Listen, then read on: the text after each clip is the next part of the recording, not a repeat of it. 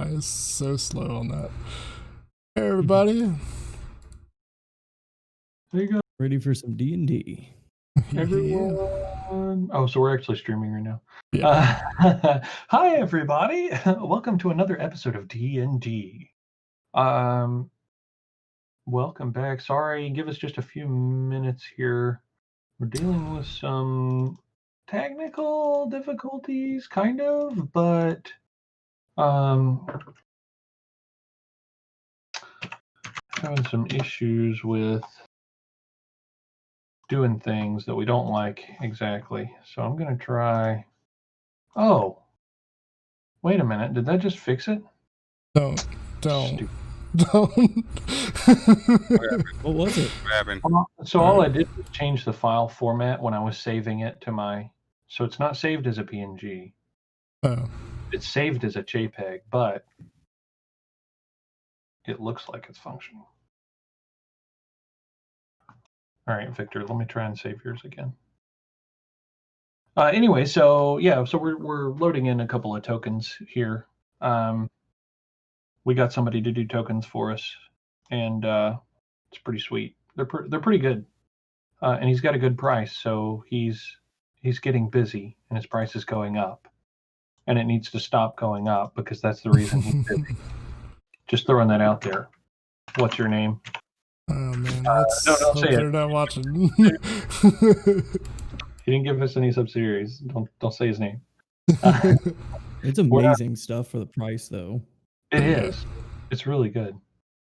So we're very appreciative, you person who, if you'd like to be mentioned, no, we can say his name if you guys want to. I don't care.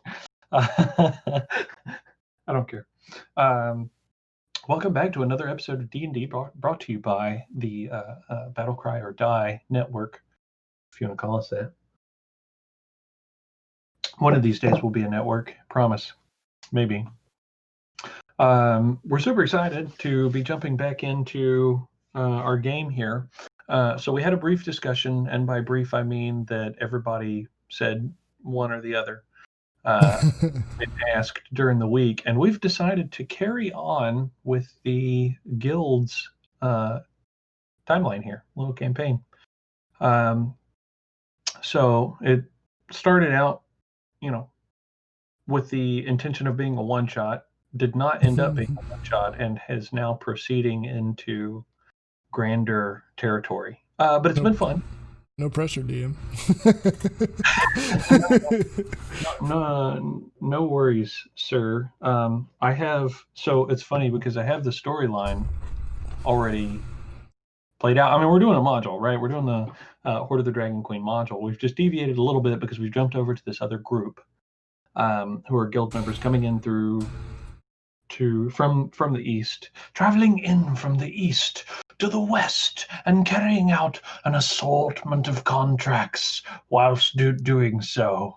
Carrying out the campaign anyways. So eventually, at some point in our lifetime, we'll likely be close to being back on book.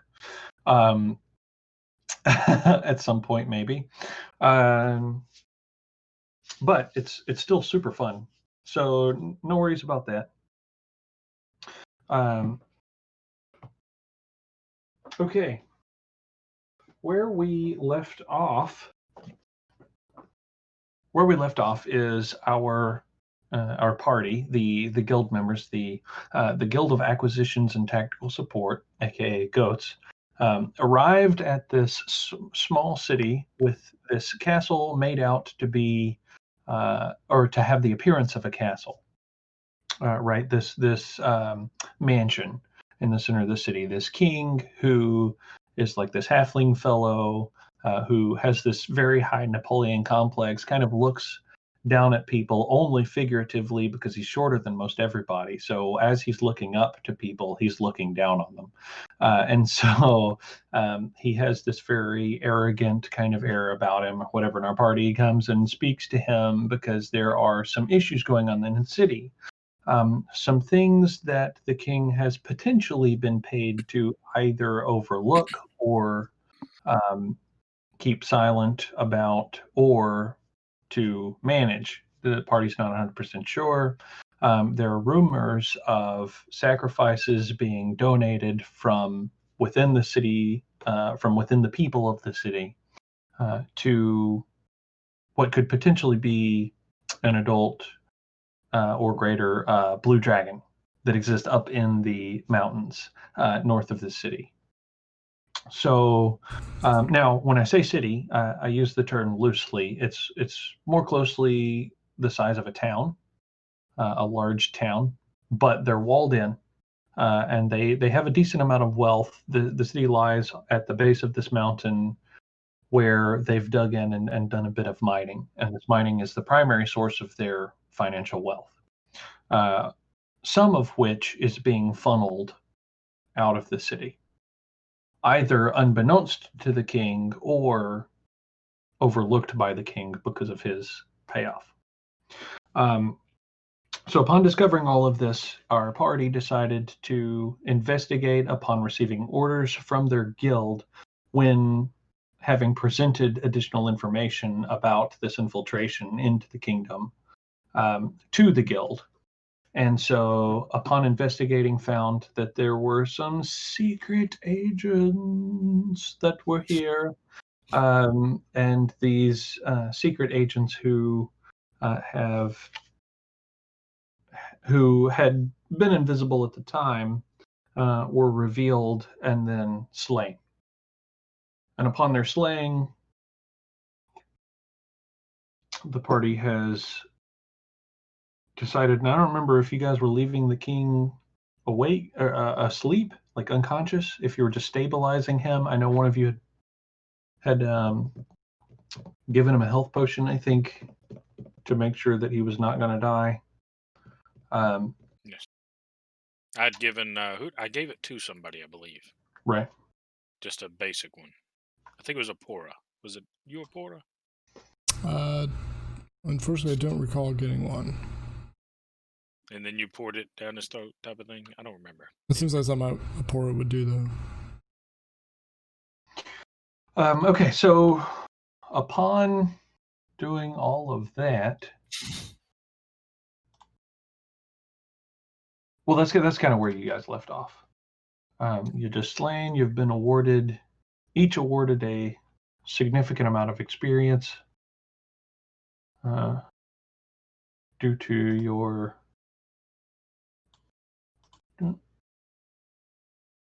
cool successful murdering of yeah. assholes.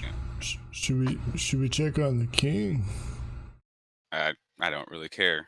Is he breathing now? Again, don't care. Was that a medical check? Medicine check, yeah, you can do No, medicine. I'll walk over and stand by a Pora, who I assume is still at the king. Yes. 15. So he's breathing. He has quite a bit of bruising. He's been slammed a couple of times, and it knocked him unconscious. Upon the reversing of gravity, and that seems to have done the trick. Oh yeah, he's breathing. I'm gonna summon my Silver Raven and send it back up to the skyship with a message that we've dispatched. We tried to engage in what is the way you would put this? Negotiations? Kyoko, before you send that, Yes. I know the other part of our mission was to establish, what was it, trade or some kind of agreement with the king here, right? Yes. How do we actually want to pursue that before we form the guild? Well, I would assume. Who did these invisible figures offer him? Oh, we can ask the one that's still alive. True enough. Yes, because remember, there's one human that you guys had knocked out, utilizing some non-lethal damage, and now that he's unconscious, you have bound him and are keeping him alive for the time being. Okay, so a couple things that you note. I've sent some of the items that they have to you guys. I did copy all those down just so that they were recorded somewhere, but I assume we would divvy them up in some shape, form, or fashion. Or I'm Sure. fine with that. a lot of it's just adventuring type equipment. Could I have those arrows? And can I find the rest of mine that I shot? Make a perception check. Oh, no, actually do investigation, not perception. Investigation. 8.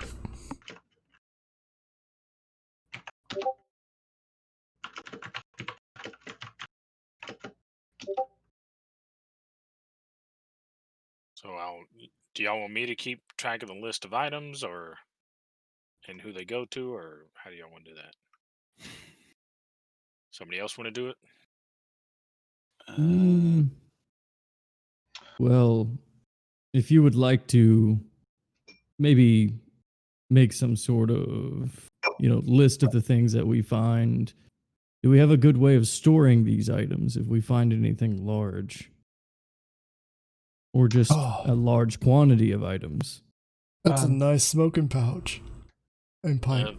I have a bag of holding, but I'm sure several of you do as well. So you find 4 arrows that are unbroken. Okay. You managed to retrieve 4. Either from within the chest of your enemies or on the ground. Okay. The rest of them have been broken or are unusable in some form or fashion. Can I do an Arcana check on the amulets?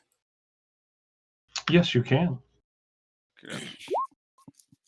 A 7. Love it. So as you hold the amulets in your hand, which you note that each of the 5 people there has an amulet. As you hold the amulets in your hand or whatever, kind of turn them over, looking at them or whatever, you do see a couple of engravings or whatever, but you don't really get any kind of magical sense from these amulets. They were spellcasters. I know spellcasters can sometimes make themselves invisible. I don't know how, but it's true. I prop up the king on his chair. One of them were using that ability. Didn't the kid say something about the ambulance doing something? Or am I misremembering I think it was that? the guard. Yeah, one of them. The guard. So what Does you anyone- remember is that there was an assumed association the guard made that he said when he saw a specific thing happen, that's when he felt like they were going invisible. Okay. But he only saw it happen once. And the engraving on the back, what language is it in? It's in Elvish. Okay. So what is I can read Elvish, but what does it say? Oh, okay. Here, I'll just text it to you. I'll message you. You prefer Discord or some Discord's other form? fine. I already have it up. Yeah. Okay. Does anybody know about some of the components that are required to cast the spells that they used against us in this fight? I do not. Cora just shrugs. Victor, you seem like the adept arcane type. Yes. Not too familiar with the ones that As you guys are searching over the bodies and everything, you do find something particular about each of the characters, and I will show you just as soon as I can find it. Or perhaps these. Maybe we should go ahead. Oh, I was just going to say maybe we should make the king comfortable in case he wakes up while we are rummaging through. I'll prop him up on his chair. There you go, bud.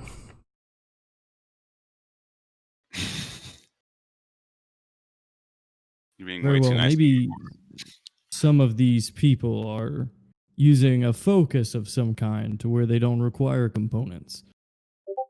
So you know that each of them has a tattoo on their right eye. That is the image of the tattoo. It circles around the eye and extends up above the eyebrow and down below. And none of us are familiar with this specifically. Make a history check. Okay, I was Okay. going to ask. That works. Yeah. 19. Kill go to rolls 1. So what you know about is that there is a particular, being a member of the Guild of Acquisitions and Tactical Support. One of the things that you guys do, in and through the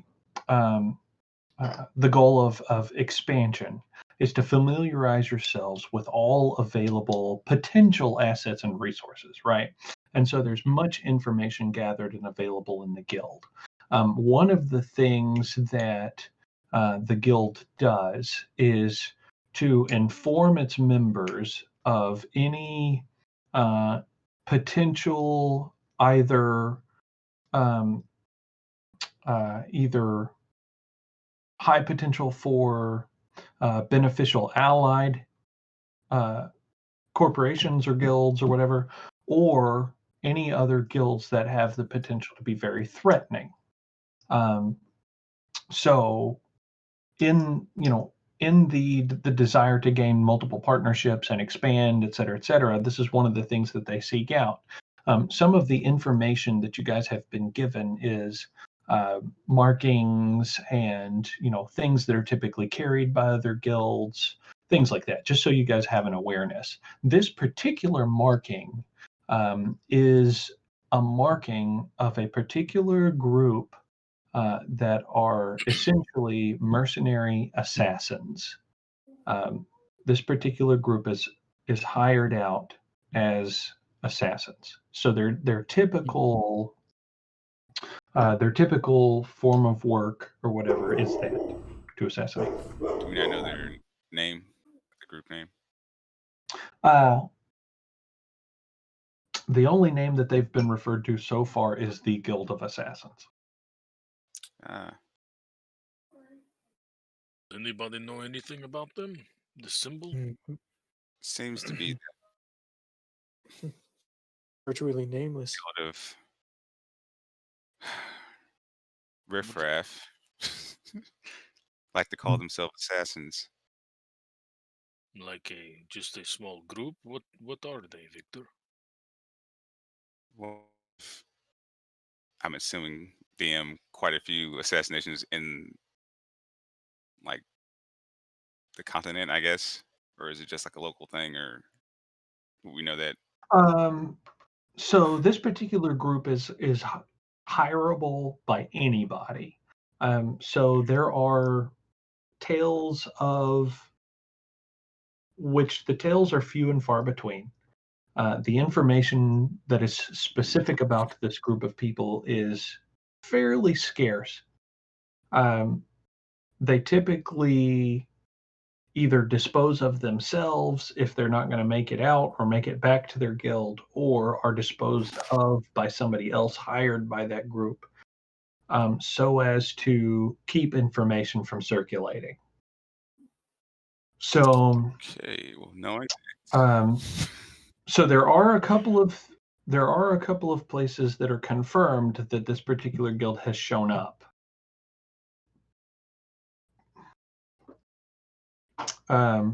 And it is not specific. It's not localized to a specific area. Gotcha. I'm gonna suggest that whoever's guarding the assassin that's still alive, check him for any kind of weapons or possible poisons before he wakes up, basically. I'm not I sure. go ahead and check him. Yeah. I go ahead and start checking him. Okay, yeah, make an investigation roll.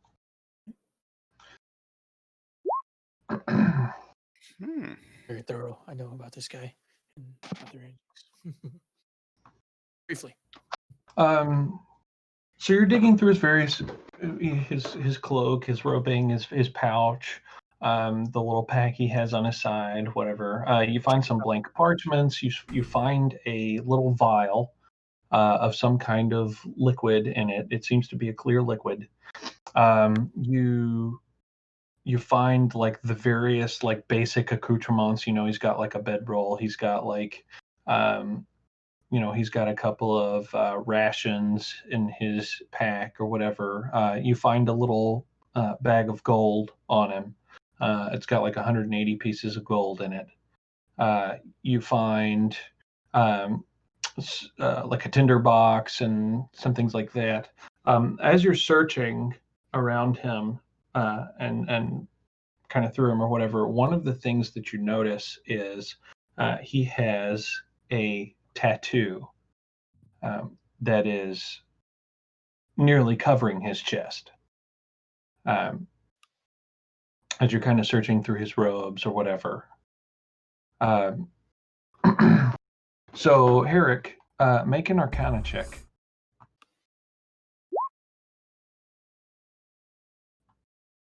Guys, I kind of don't. I mean, Kane, can you possibly, Kilgore, take a look at this? Hmm? What is Finding it, Herrick? Check this out. I'm not understanding.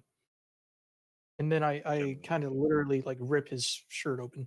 Like I take my blade and I cut it and like expose as much of the tattoo as I possibly can. Okay. Herrick, we don't need to go that Arcana far. check, DM. I know Is we that were going to one to do? punish Yeah. him in some way, but not like that. Plus my respect of Drew blade on us. Kilgore got 15. Okay. As you're looking at it or whatever, it almost seems to shimmer and sway, almost as if the tattoo itself is alive. You note that in the tattoo there are a large, most of the tattoo is decorative, but in and among the tattoo there are a couple of places where it appears to have been branded as opposed to just tattooed.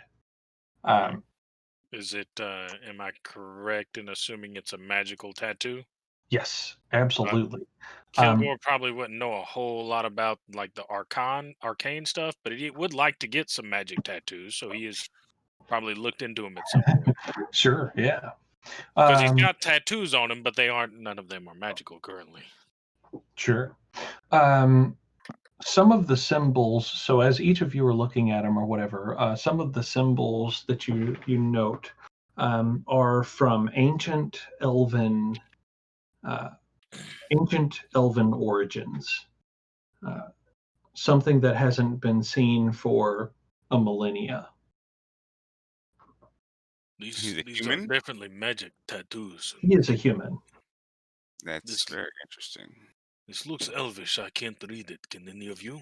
Is it in a language, DM, or is it just more like runic symbols? So they're more like runic symbols or whatever, but there are a couple of words that are available, though the translation is difficult given that they're in an ancient elven language or whatever. But the association that you get that it is more likely that it is the tattoo that was allowing them the capacity to turn invisible than the amulet, at least for this particular character. Gotcha. Check. I'm going to suggest we check the other bodies just to verify if there's other Sounds like tattoos. a plan. I will stay and go. Okay. I start like talking to the king. Hey, bud, you gotta get up, man. Okay. Are you waking him? At this point, I want to look over at the other members. I'm going to sting the Raven now, okay? Okay. With the update right. that this was an assassin's guild of Okay. some type. I'm going to proceed to tie up, if he hasn't already been, the guy that's still alive. Okay. Yeah, sure. I'll check the other bodies and I'm still in the disguise of the captain because apparently I never took that down the entire fight. Okay. Anything Um, an investigation, just tear off their clothes. all right, Herrick, make a survival check for me Okay. for the rope tying capacity. So Kilgore, what message you were just sending an update through your? I can I was staying guarding the guy. I can assist or roll my own, which Okay. is okay. Either or, To help whichever with the you think Kilgore would do. Would I he mean, assist or would he if like butt if in and move if him? somebody else already started, he'd just assist. Okay. Yeah, so you can assist. So Herrick, if you want to make another roll for that, roll that with. Oh shit! He rolled a 1. My wand was covering it. Cheers. Where's the button? There you go. Victor, what were you saying now? I was saying if I'm looking them over, like their bodies, if I'm like removing clothing or anything like that, do I need to make an investigation to see Yeah. anything? Yeah. So you can make an investigation check, but you won't need it specifically for the tattoo situation. Okay, I'll just do guidance. Kane, what are you doing in all of this? Oh yeah, the guidance is gonna be. At this point in time, he's just basically going over his mind about what they should strategically do next. Okay. But if they're going to be there for, more than, 20, 30 minutes or something like that, he's going to try to take the benefits of a short rest. Okay. If it goes, that far. But basically, he's not doing anything strenuous. But most likely, at this very moment, what is he physically doing? I guess he's over there with Apora, just waiting for the king to wake up because he might have a couple things to say. Okay. Okay. So the king, Apora, the king starts to come to. Hey, bud. And he seems very groggy. And it's okay. When he finally, gains the appearance of being fully awake or whatever, he lays still. So he doesn't move, and he's kind of like you notice his eyes darting around as if he's trying to see everything that he can without moving. So go ahead, Kilgore. King Casimir, it's okay. They almost killed you in their reckless casting of spells. You are alive, though, thanks to our quick action. Yes, my lord. They were very, very brave. They protected you from all that danger.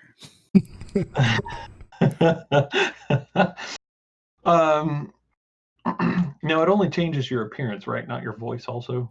I would be doing my best to, stutter and all that stuff. I don't know if I need to play that up, but I can. Make a performance check. Okay, isn't it just deception check? I mean, technically, I'm lying. Like, but you're trying to act out his voice. But I mean, we'll go performance check. Okay. Can I give myself guidance? I'm just touching myself. Is it possible since I'm proficient, for Kilgore to assist DM? In Victor's performance, I would say no on this one. Okay. Because he's trying to match his voice. Hey. Pretty good. And then, okay. So you're not 100% sure whether it's due to either you're doing very well or the king's being shaken and just coming out of unconsciousness. But he sits up and he doesn't seem to take any note of you being in the captain's appearance or whatever. I mean, he just thinks the captain is there with him, right?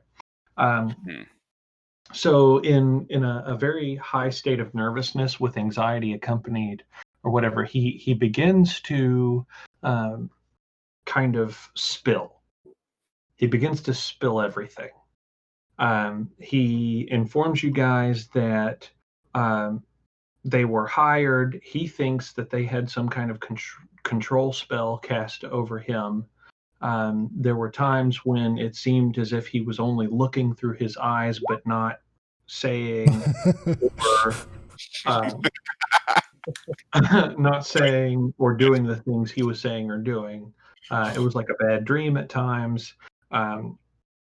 and he almost seems just as nervous as the captain is. So Herrick, from what you can tell, upon rolling that 7 on your insight check, is he definitely seems to be telling the truth or whatever. Okay. Go ahead, Victor. I was gonna say I was gonna roll an insight check too. Sure, go for it. I wanted to state it. I didn't know, but can I roll it now? I'm Yeah, just you gonna can roll it now. I'm gonna guide myself again. Jeez. Oh, I definitely needed it. It didn't help. Okay. You rolled a 5. And then a 1. So essentially, what he says is that these people came in and said that their employer is interested in maintaining and building a relationship with this dragon. And he says that that's all the assassins told him he needed to know. And that they were going to pay him a large sum of money to keep it quiet. He in his nervousness, he says that he is pretty sure whoever hired them also has people that are the cause of the disappearances in the city. And he knows that money is being funneled, and he says that it's being funneled through the mine. He thinks that another shaft has been made or whatever, up towards the village. So essentially, a shaft from the village to the mine shaft that is at the base of the city. And he thinks that that is how people are being moved. Now, Is there anyone you might know specifically who might be doing this? he says that he's not 100% sure about the specifics as far as who could be doing this or whatever. He is pretty sure that the village has been subjugated. They've never had problems with the village before, as far as villagers coming down and taking anything from the city or whatever. And he says that they've even had some fairly peaceful trades that have happened between the village and the city. But he says he feels at this point the village has been subjugated, and that it is possible that whatever this dragon is at the top of the mountain, the reason that it has not attacked is because of, he feels, the appeasement that has been provided so far by the sacrifices he assumes that are the disappearances that have happened in the city. He says so far 16 people have gone missing. I have a question for you, King. I would like to cast Zone of Truth at this point. Okay. Yeah. How big is that? It is let's see, I got a 60-foot, it's a 15-foot radius sphere. 15 foot. I'm going to stand exactly 20 feet away from him. Does he know about it? What I know? Yeah, so Victor, if you're paying attention, to make a perception check. Well, is it a verbal? If he's like murmuring. For me, I would say it verbally. Yes, I'm not at all arcane at all ability. You'd hear me say, I would chant a few words. Gotcha. And I'd pull my hood up as I say it as well. Am I rolling Arcana to see if I realize it? Sure. Okay. Yeah, you can roll an Arcana check. And Guidance we won't adhere to the DC. Oh, well. 20? Okay. Yeah, you recognize him. All right. Given that you've worked with Herrick before, too, this is something that he's done before. So that kind of alludes you to the idea. All right. And then cast it. And then if the king's eyes aren't focused on me at the moment, I'm going to move somewhere like kind of out of his sight, and then drop to the skies. Gotcha. Okay. Okay. So as I go to ask the king, I have my throwing hammer in my hand in case the little dude woke up and tried to run or do anything. I just crush his Sure. skull. I kind of slap it across my hand and go, "So, King, I have a question for you. If He looks up reluctantly, like some if nervous fear. if this group of people were here to create a relationship with the dragon, why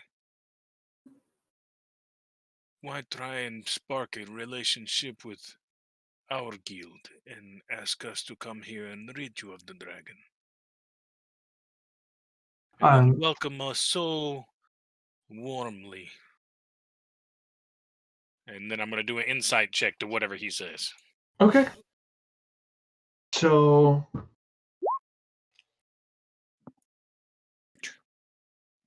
he, convincingly, he says, or at least you feel like he's being sincere or whatever. He says that he feels the dragon is growing bored with being given sacrifices,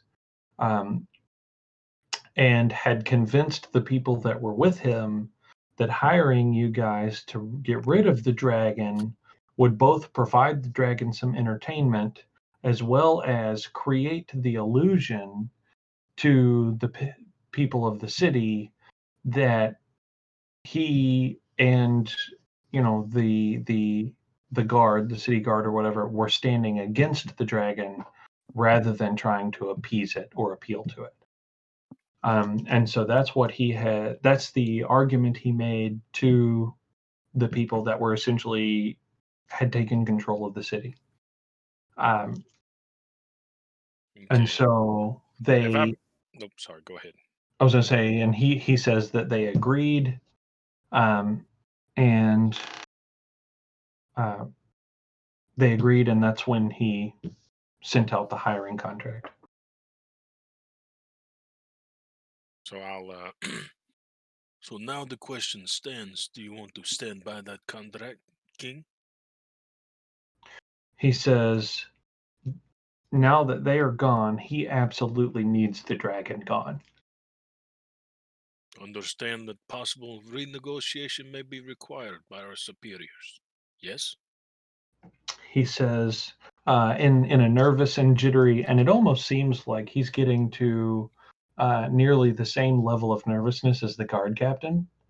So he's beginning to stutter and get jittery and everything, and he says he will be willing to basically adhere to or agree to anything that the guild would require in an alternative contract. I don't know how often we renegotiate contracts, and I look at Kane and Victor, Apura, and Harik, and I say, "Do all of you wish me to send a message, with the basic information and requesting a renegotiation, or do The we?" question is, would it be quick? Well, what did it take? An hour or two for them to arrive, Victor? Something like that. It was should be fairly quick. Yeah, I wouldn't mind waiting and resting just a bit. But, of course, there is, more of the mission to complete. This would be a first. Yeah, so one of the things that each of you guys know, as far as the guild is concerned, is that there's never a renegotiation. That contracts stand 100% until they're fulfilled. Once they're fulfilled, then another contract can be reissued.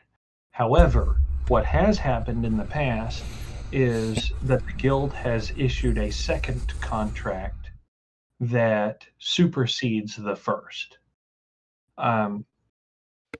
So essentially, what would be the case in this case that you guys would know is that sending this information to the guild member will send a delegate, like a representative of the guild, to the city in order to speak to the king directly to implement and sign a second contract. And the second contract will only build on what the first contract is. But it It'll take a essentially little more time. Right. It essentially acts independently of the first contract, but it still supersedes. Okay. Well, I guess we should. I'll send the message to the Yes. ship, and then we will verify our Can I plan to ask continue. Mhm. if we know that they're probably going to send someone here? You know, Okay. Can I there's ask a request that they send an item with them? It's nothing crazy, but it'd be something that we don't have access to here. okay. now. So essentially, one of the things that you would know is typically what is provided for specific contracts carry out or whatever is essentially all that you would get. It would depend on what the next contract's issuant is. Right, when the next contract is issued, whether or not they would be willing to provide, because typically a contract is signed and stamped before anybody is sent out. And when someone is sent out, they're typically sent out with everything that the guild is going to provide. I'm not So expecting the guild to pay for anything. It's just them bringing something to me. I guess it's A messenger? not so much a messenger, but it's like, okay, if they were to bring me an item and I'm not expecting them to foot the bill for it, essentially, like, I guess the items they sent, they all foot the bill for those items, correct? right. So it's less that, and it's like, if you could bring me this, as this town doesn't actually have access to this, and then I'll just compensate the guild for it. They wouldn't do that either, or is They it? typically don't. Gotcha. Okay. They typically don't. Could he ask them to, if there is an additional contract written to supersede, that it be added into that contract? That is something that could be done, yes. Okay. Okay. So I'll suggest that as your. Right. Assume you were My talking to me about contract sending the stands as it message. is. Yes, I assume yours was written with the new problems already considered, Kane. Yes. And Given this new information, it I seems that believe there's unless there's further compensation for more actions to be required, that mine should stay the same. But you do whatever you want with your own contract. Yes, ours handling an invisible assassins guild was not. Although some additional work is always implied in the contract, fighting these men for the act of saving the king was not implied in our original contract. So I believe we would get the new superseding contract written. Yes. I do have a request. If you do send some sort of message to them and you want a superseding contract, if you would please mention that I did come to your aid, and just so that way they have the facts and they know if they're to make a new contract that they would know that I am here with you. Of course. sounds like someone's trying to make sure their cut is well intact. I figured you might, draw that implication from what I'm saying. I merely just want the guild to be able to gather the right information so that way your contract seems fit. Mhm. So I'll. Would you like to make an insight check? No, I'm gonna assume what I want to.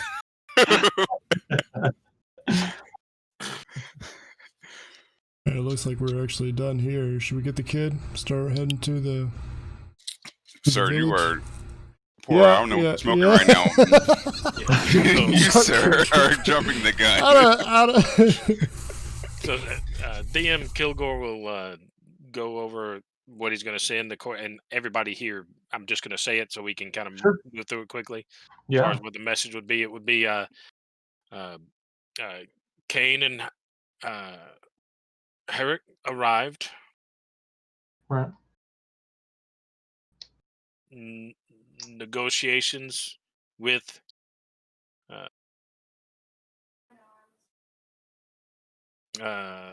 negotiations turned to combat. Right. The offending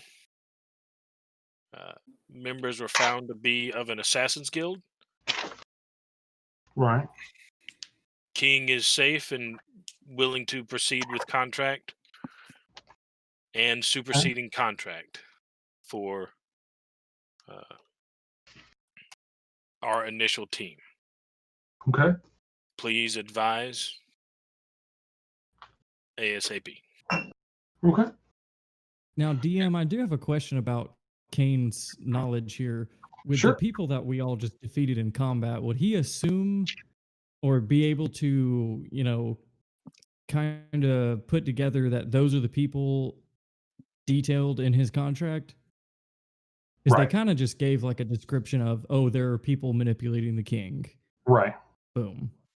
So he would be able to kind of put together, he did his job there. Right. Okay, cool. Yes, All right. exactly. That's good. Okay. And would I Um, be letting Kilgore know the other thing I was asking? I would just let him know that, sure.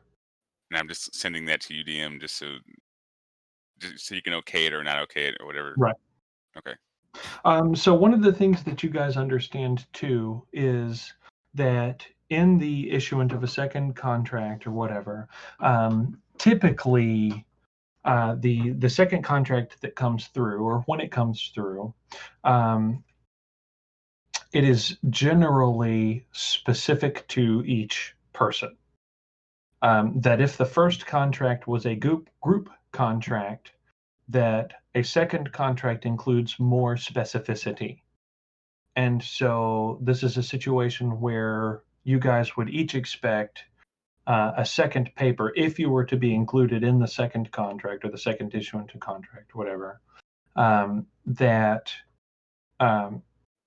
so like in this instance where you've helped to dispatch of something that wasn't specified in your first contract, the guild is going to understand that, right? That's something that they would know about because you're reporting it. And it would be reported once you returned to the ship if this information was shared with the people on the ship, right? So each of you will be getting a second, essentially parchment or something, some kind of sealed parchment from the guild, specifying or detailing your involvement so far, as well as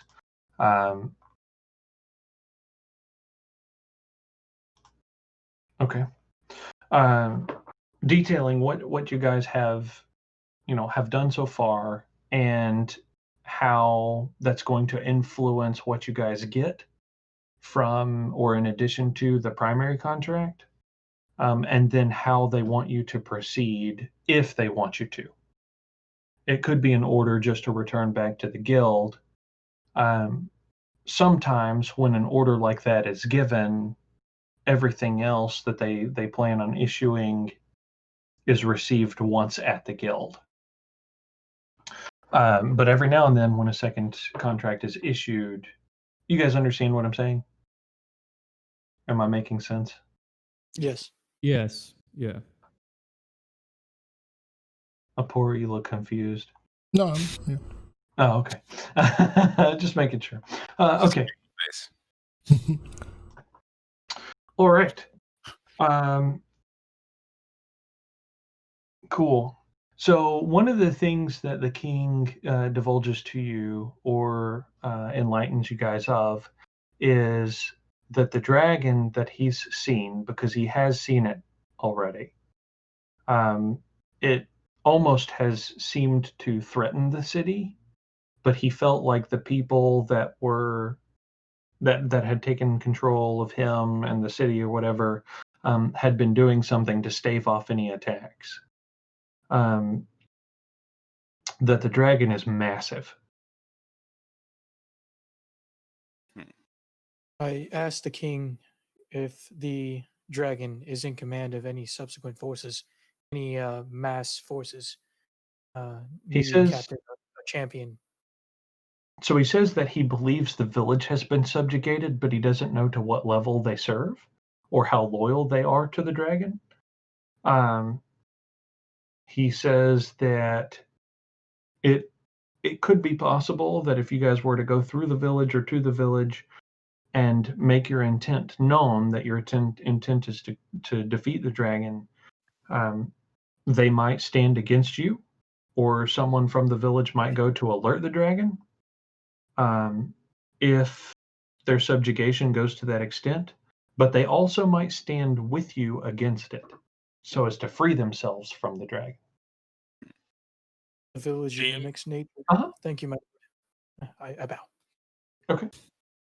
Does Go ahead, the Caleb. does the information he's giving, is it make the dragon seem more of a threat than the original contract suggested? He definitely, it definitely feels that way. Hmm. It definitely feels like perhaps there was a little more there than. Now, you're not 100% sure that if it's his nervousness causing it to feel that way.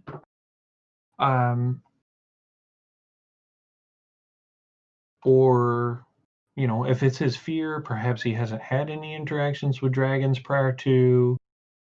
Maybe he doesn't know how big they get or how small they can be. Has he actually seen the dragon himself? I guess is He has. okay. He has seen the dragon himself. All right. Now, I wanted to ask all of you because I got very little information about this dragon, although I know it exists.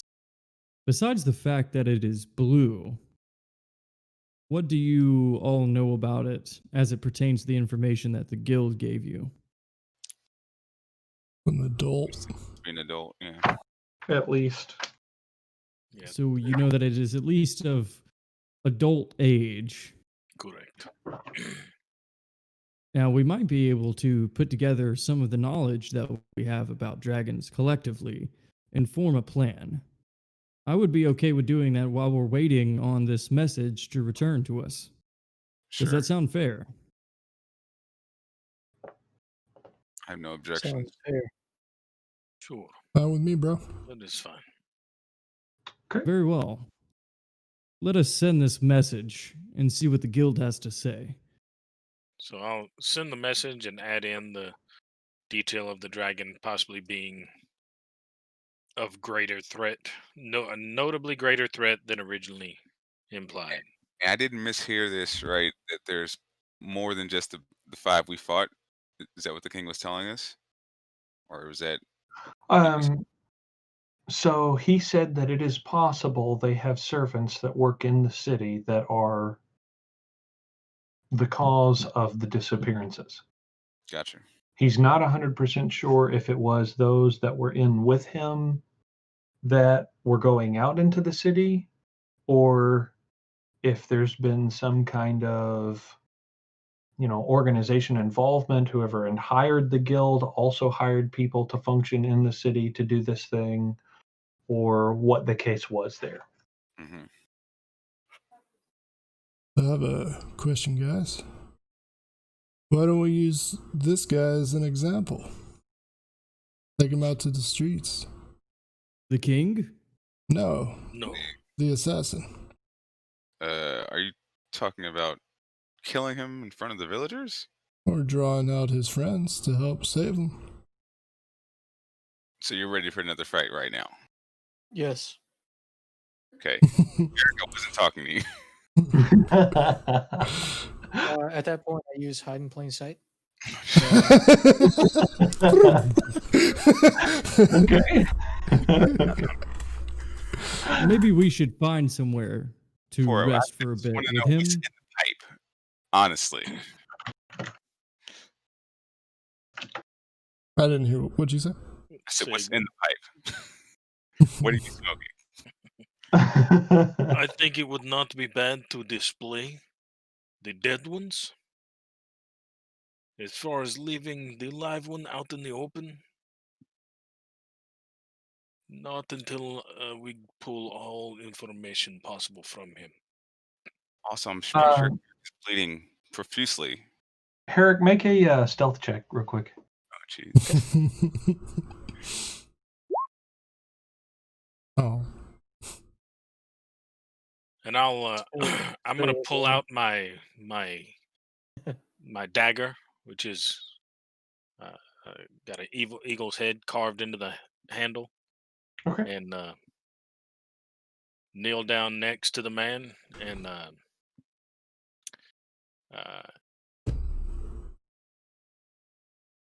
give him a potion, Okay. Is and he then within start. Oh, sorry.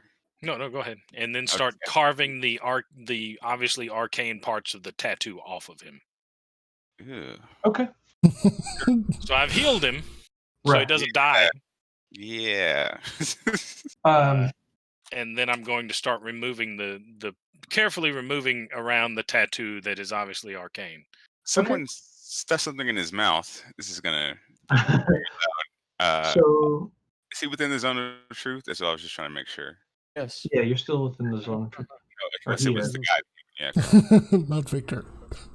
No, not Victor. I'm not in there. So you guys see Herrick for a moment, and then he kind of shimmies up to like a nearby column, and almost seems to fade into the column for a moment. That's his roll is a 21, by the way, because of the bonus from Yeah. hide in plain sight. Just Oh, so wow. yeah. So he rolled an 11. His bonus is an additional 10 on top of that. So, yeah. So he becomes it's almost eerie. Just give Victor a scowl. It's like, look what you did to him. Who left Herrick feeling he needed to hide? Am I mistaken in thinking he took the most damage in that fight? He looked awful. I'm just saying, we shouldn't rush into anything. I also say to Victor that I am still here. I don't see you. I don't know. As well. I'm talking to a spirit, apparently. So the king asks eagerly whether or not you guys are still going to handle the dragon situation. We will proceed as our contract mandates, correct, everybody? Nod. Yes, I think that we should proceed. Okay, and he seems very thankful. He looks very thankful. Now, as you guys kind of are going about things or whatever, for the next couple of hours, you guys don't get a message back. Now, the reason that you guys assume is because they are sending someone to negotiate the next contract. So during this couple of hours or whatever, you guys have the capacity to go out into the city again if you want to, or you can, as Apora had mentioned, take this guy out and kind of make an example of him if you so desire. Where the city is not crowded, it does have a decent population, it is closer to a town-sized population or whatever, but there's still a decent number of people there. And the time of day that it is now, which is like afternoon-ish, there's definitely a decent number of people in the streets. DM, is there a roll I need to do for removing that tattoo from his skin? Jesus. If you want to remove it intactly, then I could have you make a either a medicine check or let's see. I guess you could do a sleight of hand or a performance check if you wanted to. If you're trying to move it intact, it would be a medicine check, I guess. Would survival be more You could use along a the lines survival check. like a skinning an animal type of thing? Sure. Yeah, if you want to use a survival check, you could do that. If anybody looks at Kilgore strangely, he'll address it. But other than that, if everybody kind of gets what he's doing, he's just going to do it. You can't I see think- me one thing. I think Can a I 4 would actually, understand. voice to him with advantage as well, like using my survival? Can I say, hey, actually pull it taut? Pull it taut. Yeah, Kilgore, that's if you want to roll that with advantage, you can. Okay. My first roll was highest 20. All right. Yeah, so you managed to cut out the runic section fairly easily. Pull out your little knife or whatever and begin to work around the skin in that area. Yeah, it's my dagger. It's my focus for my aspect of the beast. So Oh, there you I go. carve it out and clean it, put it away, and I just Okay. take a portion of cloth and wrap up the skin, put it in the bag of holding for later identification. Okay. How big was that tattoo? I mean, it was probably the size of the palm of your hand. Mhm. Oh, You look okay. at it, so it's probably like that size. Like, Did he I scream? was imagining a blanket. Yeah, the guy's did he still wake up at all during the process? Oh, sorry. No, he's not woken. He slept. Jesus Is he Christ! alive? Barely. Can I do a medicine check? You know what kind of shock that man's He's gonna not be dead in? yet. He's got Okay. 1 hit point. He's breathing, but it gurgles. He might die. I didn't stab him. I do the same. I do the same thing. I just start walking up to, hey, bud, you gotta wake up, man. Start Okay. slapping him in the face. Or, like, don't fall I've got asleep at this point. Okay. We need to Um, question him, correct? Yeah. Who wants to take the lead? Are we doing good cop or good guard, bad guard? Good and bad guard mentioned- Who's I bad mentioned guard? is good cop. give him another health Bad potion. Goliath crush skull is what I usually go for. Okay, we'll do that. then. Herrick, what were you saying? I was saying, I mentioned give him another potion, and I ready my bow at the same time. Okay. Does anybody have another potion? Okay. You said a couple of hours have gone by, DM, or are we just still in the first? So few this minutes is of the first. Yeah, this is the first few minutes of this. Gotcha. Okay. And all right. So who's starting? What are we doing? I don't have a potion that I would give Oh. him. I only have one left. Jeez. Hey, about to King, give me- do you have like a potion or whatever? I'm just gonna summon my echo next to the guy. I have a potion. I say, as I'm sitting up in the rafters. The Your king- last one? Don't the use king- your last one. Guys, and he's like, I don't, but we could fetch you one. I can give him one. I can give him one. I'm gonna summon my echo next to the guy. I wanna teleport over to where they are, swap places with the echo, hand them the potion, and then swap back outside of the zone. I saw Okay. that, right? We also Yes. did I see that? Do you still look like the guard? No, I dropped that. No, He he dropped dropped it. Okay. That would be pretty impressive for the guard to pull that off. I'm like, I think your cover's blown, Victor. No, I made sure the king wasn't looking when I dropped it. I was like, I'm not gonna Gotcha. spoil the surprise. Okay. So Victor drops the potion on the floor or whatever.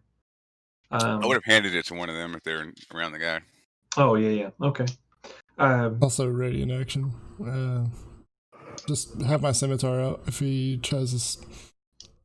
I guess any kind of like visual or semantic or anything like that, I'll cast through it. I'll wrap my hand around the back of his neck. So I mean, a Goliath hand's bigger than normal, so I'm pretty sure I could crush his larynx. Sure. Just break his and fingers. and give him the potion Okay. so that I'm controlling his head as I'm doing it, but also can kill him Okay. if necessary. Yeah. So do I need to roll for that? No, I won't make a roll for that. So you give him the potion or whatever, and he begins to come to. When he comes to, he gets the look of fear in his eyes, right? Yeah. He's assessing the situation. He immediately notices, and he says, "Please," and he seems to have very labored breathing. He says, "Please, there's something in his pouch, some leaves. He needs them. They'll help him to focus." Knowing what we know about this group, don't give me. Your please ended with you being able to breathe, and I'm gonna roll an intimidation, DM. Okay, sure thing. Oh, it's only an 8. I use point of luck. Okay. Jeez. Ooh, 20. Yay. And I summon my hammer into my throwing hammer into my hand. Okay. If you'll allow that. Sure. And I go, "Now, I do believe my more reasonable friend has a question for you. Because I will not kill you slowly if you do not answer." And he just kind of looks and nods at you. I'll ask him why he's so afraid. And he says, "We're not supposed to be found out." Well, obviously, you were invisible. What was your... Oh, sorry. go ahead. Cast detect poison and disease. Okay. Hmm. Can you Actually, click that real quick? Never mind. I'm sorry. I read that wrong. Are you not casting that? Okay. No, I'm sorry. Okay. Was on my... Gotcha. Uh, He says being found out, if his guild finds out, he will be dead. Definitely. Oh, yes, your guild. What was the name of that guild again? He says, we only call ourselves the Guild of Assassins. So uncreative. Poro chuckles. I can understand. Where's their imagination, though, Kilgore? I mean, like... I can understand. He doesn't want to tell us things if it's found out by his superiors that he failed and was found out. Oh, that. I was He's talking about the name. anyway. So threat of killing has limited effect unless we somehow guarantee his survival through lack of certain information. He looks and he says, "There's no guarantee for my survival." He says, "If they learn of this, it doesn't matter what you do. I'm a dead man." How would they identify you if you were to leave the guild, per se? And he kind of like looks down towards his chest. Oh, yes, that's been removed. He's He looking at the says, tattoo. he says, "No." He says, "Not the tattoo." He says the amulet allows his guild to scry on him. Ah, Oh. okay. So collecting those. Didn't we? I already have it down that I collected them. Did I? Oh, are they in the bag of holding? No, just separate it out. Go ahead and throw those in the bag of holding, because they can't see. Would I know that if someone were to scry, they would be scrying on the location of the amulet, right? So they would Right. only be able to see inside the bag of holding. They wouldn't be able to see outside of it. Right. Since it's a different. Okay, yeah, bag Sure. of holding. Well, it would be in an extra planar dimension. It wouldn't even necessarily say it was in a bag of holding, but Yeah, Right. yeah, yeah. that's not my character speaking. That's Right. a mechanical theory of the game. Okay. Do you know So- who hired you? He says they're generally not given that information. He says, but his understanding is that his employer is trying to amass an army of dragons. Army of dragons? How ridiculous does that sound to Victor? How many dragons are there? Does he know of? I guess being sighted in the last few years. I guess. Not many. There have Yeah. not been any sighted. And so it's pretty ridiculous. It sounds pretty ridiculous. In the gonna far laugh. off distance, you hear a yelling from Scoundrel. Fuck! At the mention of like building an army of dragons, can I have Kilgore's cloak start frosting over again Sure. and him just get a big smile? I'm just gonna start laughing. Many great legends. Outside of the game, Oh. I really was rolling insight, but it's like I gotta believe this guy. And you got Let's you not got get the too truth. excited. Many didn't know great that. legends of heroes fighting dragons, but to fight an army. What glory that would bring. And I'll ask him, where do you think you're going to get an army of dragons in this day and age? And he says, he shakes his head. He says he doesn't know. Hmm. But when this was heard of, or he says when they were hired, they were told of the dragon's existence north of this city. How many of you did they send? He says, for this mission, only 5. All was together inside. in this region. Well, he's got the He's zone. he's a Oh, is it zone Zone of Truth up? Oh, Yeah. okay. It's been hours. Well, No, we this is- did it right at no, the I, beginning. that's, Yeah, why, that's you- why I asked him if it was at the beginning. I You don't know guys if are in the it's- beginning of these hours, so the zone of Okay. truth still has had Yes! time to stay up. Yeah, so he's definitely telling the truth right now. So he says he doesn't know of anybody else that's been sent to this region. Well, now that they can't scry on you and you don't have anyone else around you currently that knows that you are telling us this, you shouldn't have anything else to fear, correct? He says that won't matter. They'll find a way. So you failed at your job. He says, yes, it seems so.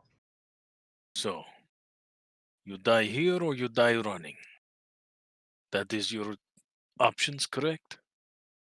1 second, Kilgore. Have you been to the village to the north? He says that they have made a trip up there. Do you know anything about the disappearances? He says yes. Their trip to the north was to essentially. He goes on to explain the intricacies, or some of the intricacies, of what the plan was, and what his mission was specifically. His mission, because typically an Assassin's Guild is not hired to carry out this type of job. So he said the reason he feels that they were hired was because of the necessity for the success of the mission and hiring assassins. If someone were to come in to attempt to thwart the mission, that they could stop it, given that they were assassins, which he looks and says apparently that's failed, or obviously that's failed. He says that the disappearances are in fact people that have been taken, sacrifices that were made to the dragon. Those people are first being taken up to the village, and then once a week there essentially is a ritual that is undergone where all of the taken sacrifices are being made available to the dragon. How many people are in the village? He says that there are 23 people still in the village. Are they siding with the dragon? He says they've been subjugated and it would be stupid for them not to. How And- powerful is this dragon exactly? He says that he feels he's never seen something this big. That's what she said. He said,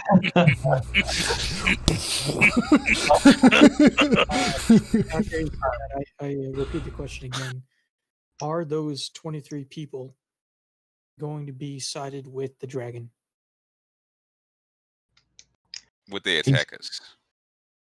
Yes. he says if they believe they have a higher chance of surviving against you, which is probably the case, then they will stand against you. Of course. Um, What about the gold, the wealth of the city? he says he doesn't feel that the dragon you're dealing with is just an adult dragon. Oh, fuck. He says the gold of the city that's been funneled out is being funneled to the dragon. Of course. What does that mean? Like legendary or something? He Dragon says is a dragon. Oops. he sorry. says It's he got a lot feels like more it's complicated. genuinely an ancient dragon that you guys are dealing with. And he says that he thinks it is not just this city that has been subject, or that is essentially the wealth. He doesn't feel like it's just this particular city whose wealth is being funneled to the dragon. He knows for a fact that this city is not the only one making sacrifices to it. Can you provide a list of those cities? He says he doesn't any other city that is funneling sacrifices likely has some of his guild members in it. If any of them see him,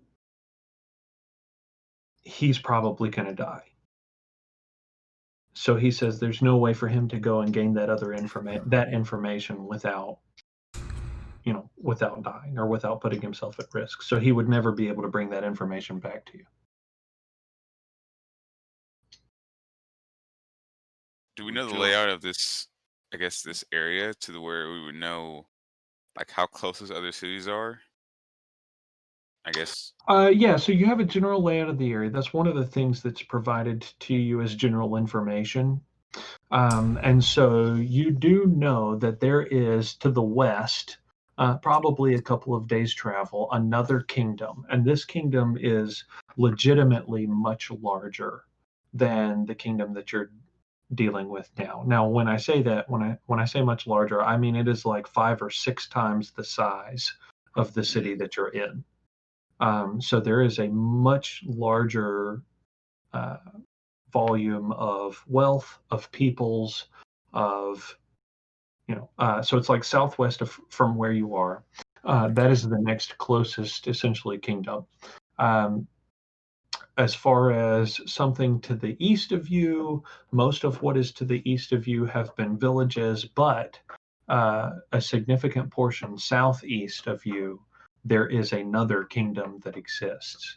Not quite as large as the one to the west of you, but still significantly larger than the one you're in now. Okay. If this is in fact an ancient dragon, it is likely that all of those have been affected by it. Okay. And I'm just gonna ask him the amount of members they sent here. Is that standard for your guild? 5-man team.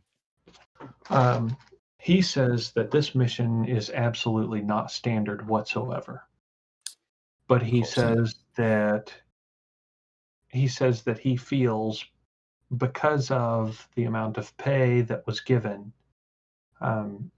he feels that the significance of the mission has the potential to be world changing. How much did they pay you? He says that he's not going to disclose that. His pay isn't received until he accomplishes his mission. How much were you promised to be paid? Or He says a very large number. okay, what would you define as a large number? He says 60,000. Oh, that's Where is disheartening. your guild located? What city? He says that the place he was dispatched from was one of the guild locations that exists on the Sword Coast. Who's the leader of your guild? He says he doesn't know the leader. Gotcha. When I wanted to make a Insight, strategic maybe? attack on your guild to dismantle it completely overnight, what would be the best course of action? He says, well, it would probably be the easiest to walk up in daylight, presenting yourself as a diplomatic person with the desire to hire someone from the guild. He says, given the level of target necessary to hire that is determined by the essentially what he says is the front desk lady, right? You would likely be moved into one of the chambers of the people higher up the ladder. He goes on to tell you that for something like that, or to be moved into one of the highest chamber levels, he says that you would need to say something like you wanted a king assassinated. He said if you're going to hire out for that level of assassination, you need an incredible sum of gold with you to present to even suggest the option. He said anywhere from 50 to 100,000 gold would grant you the ability or the capacity to speak with someone on the matter. He says once that is presented, that portion will go towards the contract that you make in order to have the assassination carried out. He said then what you would need to do is to disagree with the person on how the mission is carried out. When that And what did person, he say the whole guild was called? he just said that they're just calling themselves the Assassins Guild or the Guild of Assassins. Okay. So he says when that person disagrees with you, or when you disagree with that person, you bring out another sum of gold, at least to the extent of 10,000. He says when you present that 10,000 gold, they will bring in someone who has higher authority than themselves. If you manage to get the second in command or third in command, it is likely they will bring in the highest in command to settle the disagreement. Okay, I'm gonna make Apora is sleeping in the corner. mental note of that. I'm gonna make a mental note. Sure thing. And then later write it down. That's canon. I'm gonna gesture like this to the group. Okay. And can't see it. whisper. Okay. I'm still holding the guy, so I can't come over. I'll come over. Okay. Are we going to let him go? Would you prefer we didn't? Well, what do you think the others will think? When you say the others, you mean the other guild members? The others in our troop. Well, Kilgore probably had no problem with it. Or depending on how high he is, probably won't remember tomorrow. And Well, Herrick, maybe we can get Warriors this in the room. person to leave his own guild. Problem is if we let him go, he might give this information about us. However, I am not necessarily opposed to letting him go. However, we might just have to scare him to death. Is he tied up? Kilgore would look. Yeah, he's tied up. And I'm holding the back of his neck. Yep. I can give him the Kilgore. free fall. Should we let him live or kill him? Did you call Kilgore's name when you said before you said that? Yes. Well, from my point of view, he has failed at his job. At this point, he's got two options. We kill him now, or he runs and dies. If we kill him now, I can promise him quick and painless death, as he has given us information. If he runs, I'm sure he has a good idea what his guild will do to him when they find him. So the merciful thing, in my opinion, would be to kill him now. I have one question for him. If we were to let you go, what would be the odds that you would go and tell your colleagues all this stuff you just talked about with us? He says that's not an option. Not an option. He can't return. Well, Kane, you can't really lie at the moment, so I mean, Well, in this case, I'm going to cast thaumaturgy. And the first thing that I'm going to do is have a lightning bolt, or like a bolt of lightning, the sound of a thunder in the background go off. Okay. And then I'm going to change my eyes to where they're, slowly glowing up blue and electricity is coming from them. Okay. And then I'm going to change my voice and make it boom 3 times louder and say this to him. I'm Okay. going to summon this intimidation if that's what he has to roll. Boris is like raising his wings up, like in a puffy mode. Okay. If you choose to betray us in any way, shape, or form, we will scry you, and then we will commit violation imaginable against your person and your family. We might decide to let you go. However, if you decide to give information to the Assassin's Guild about the events that took place today, even if they promise you that your life will be kept in regards to that information, we will still find you either way, and we will kill you. Okay. He And is that's frightened. what I say to him. After that, I use detect magic Okay. in order to sense any kind of magic up to 30 feet of me. Yes. You sense lots of magic. You Did voice mod work? By the Yes, way, it guys? did. Yes, it did. Yes. Thank you. What I'm trying to, because we work years together, what I'm trying to do is, after this this voice uh-huh. did its thing, is what I'm trying to say is like anything after that. If there's any Oh. any kind of differential. Okay. Yeah, so you note Kane and his having done this before, whatever. So once Kane lets this fizzle out or whatever, you don't note any additional magic coming from your captor Okay.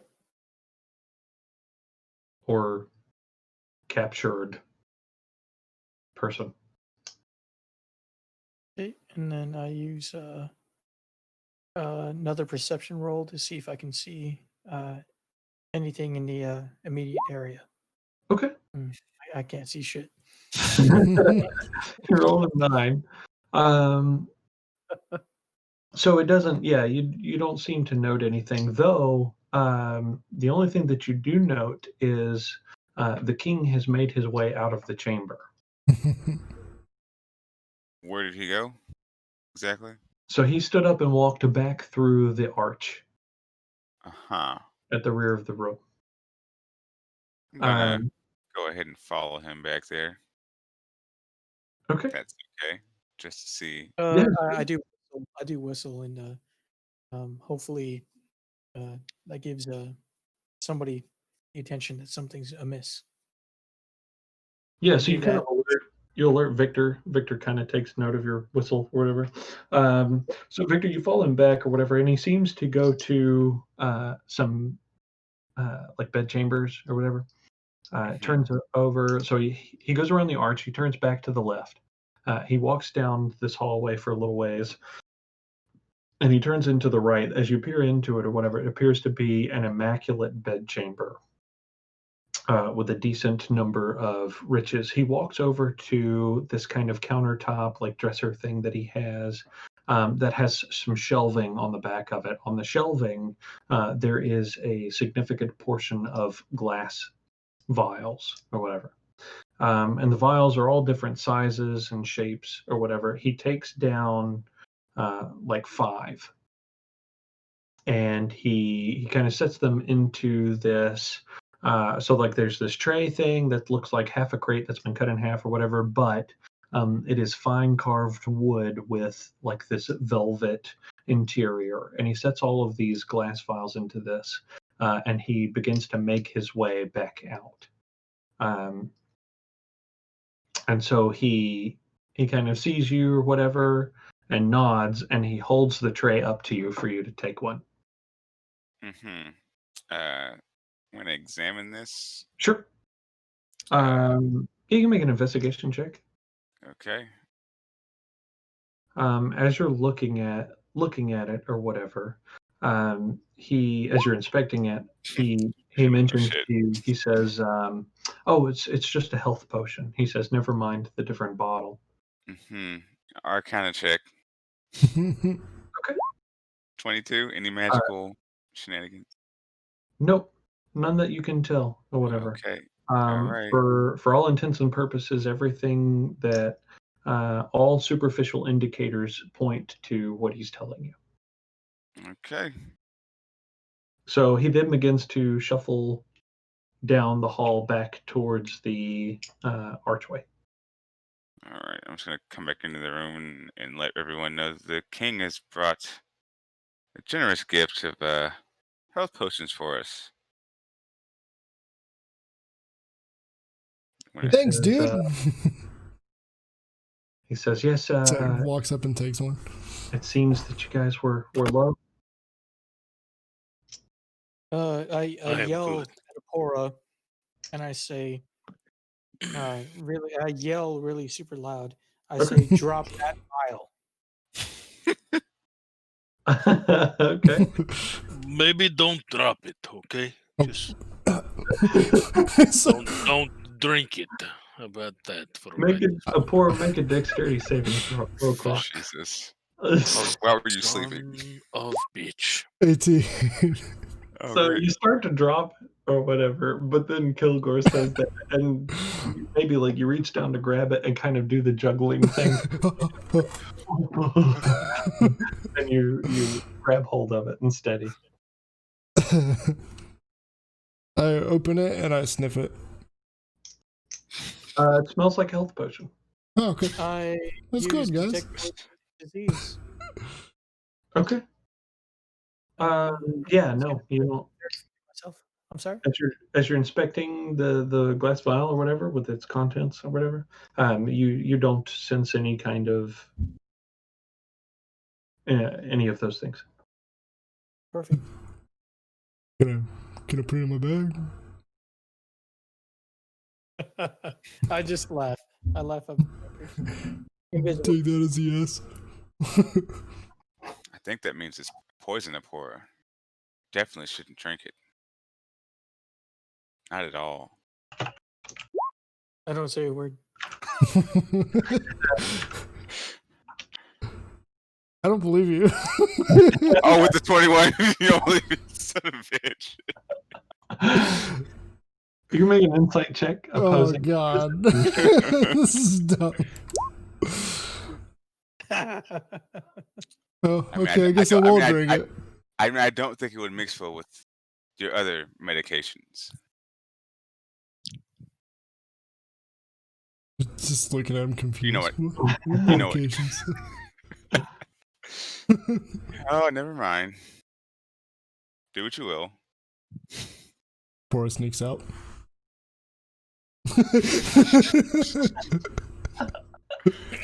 Jesus. All right. Did I do that?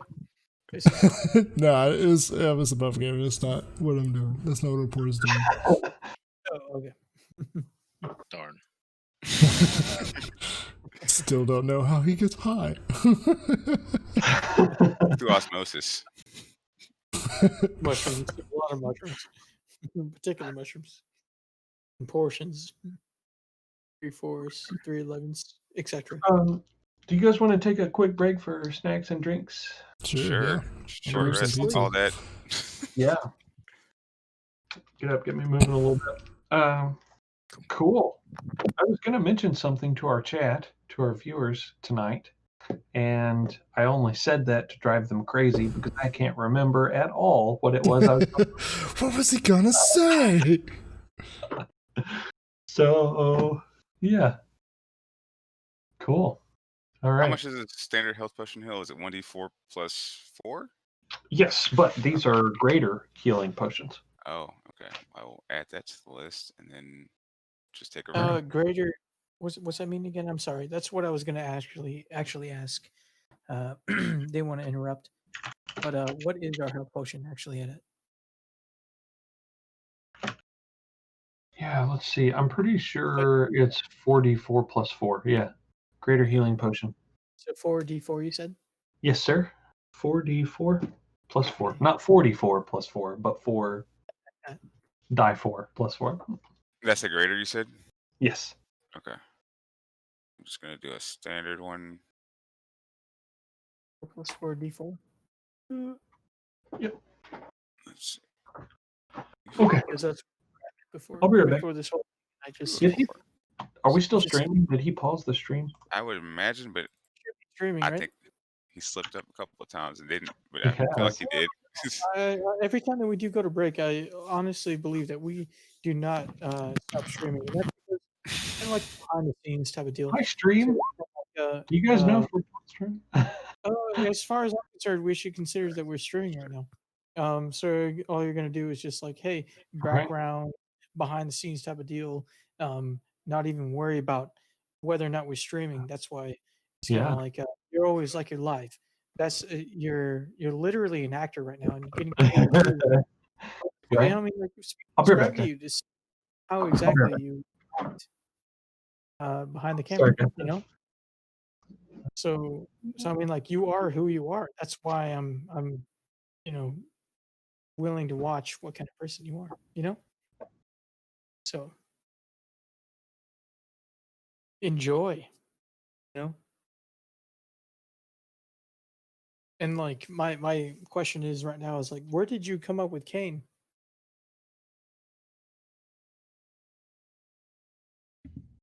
Just the like character concept of Kane, or like the the levels of the class and stuff like that, like the mechanical stuff. Oh yes, geez, yeah. So square one from bottom, from top to bottom. I was thinking about, if we were doing some sort of one shot, whenever he mentioned 11th level, I was like, ooh, okay. Me personally, I've played in a whole bunch of D&D games. My goal has never been to break D&D or to win at D&D. However, I like building strong characters.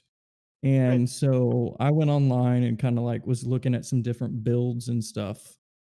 And I wanted to choose something that I thought was interesting and not just like ridiculously powerful.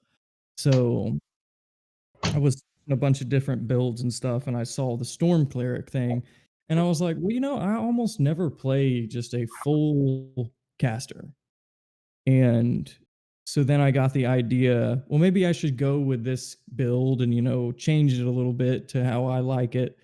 And so I thought, Kane would be, a serious guy who's formidable in melee combat, but where he really shines is using lightning and thunder based spells. And then once we started playing, his personality developed further because I didn't really since I was, so focused on all the mechanics and stuff, I was less focused on well, how do I want him to act? And so once we actually started this one shot, his personality developed in my mind. And I thought, well, I guess he's just going to be, a very to the point, let's go get the mission done. But also, let's be incredibly formidable in all the things that we do. Right. So I guess it's his genesis. Nice. With that being said, too, how are you going about building that one shot Break personality? my heart. Would you Say you love me again. as you begin from knowing that this character might actually just abruptly stop? How much passion would you put into your one shot character? If I knew it was just I originally thought we were only going to play a couple times. Right. So that's what I was thinking whenever I built him. I was just like, I mean, honestly, you could ask David when I was over at his house for New Year's. Pretty much half the time I was working on the character. Yeah. So Good. I mean, I put a lot into it. I guess Amazing. I put a little bit less into background stuff, but I do love creating backgrounds for my characters and things like that. But I also just kind of thought about him and I was like, well, I mean, with the levels that I've put in, he's a 2nd level cleric, 9th level sorcerer. I thought what would be very appropriate is that, he came from somewhat of a humble background, but was exposed to magic at some point. And so learned a little bit about, things to do with gods and stuff like that. But that's not all his life is about. And so I Right. guess he kind of just started discovering these powers that he started having. And to him, maybe it's influenced by the gods. But I also, to answer your question more fully, there were suggestions create the character for bonds and flaws and stuff like that. Well, I chose Uh-huh. the one, and I haven't showed it off to you guys yet in character, but I chose the one where he's I quote or misquote sacred texts and proverbs in almost every situation.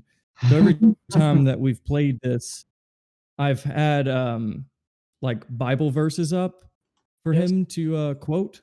Okay. And so for example, if we were in a situation where we needed to be where we needed inspiration or something like that, I understand. I would say something. Cain would be like, when you go out against your enemies and see horses and chariots and an Yeah. army larger than your own, you shall not be afraid of them.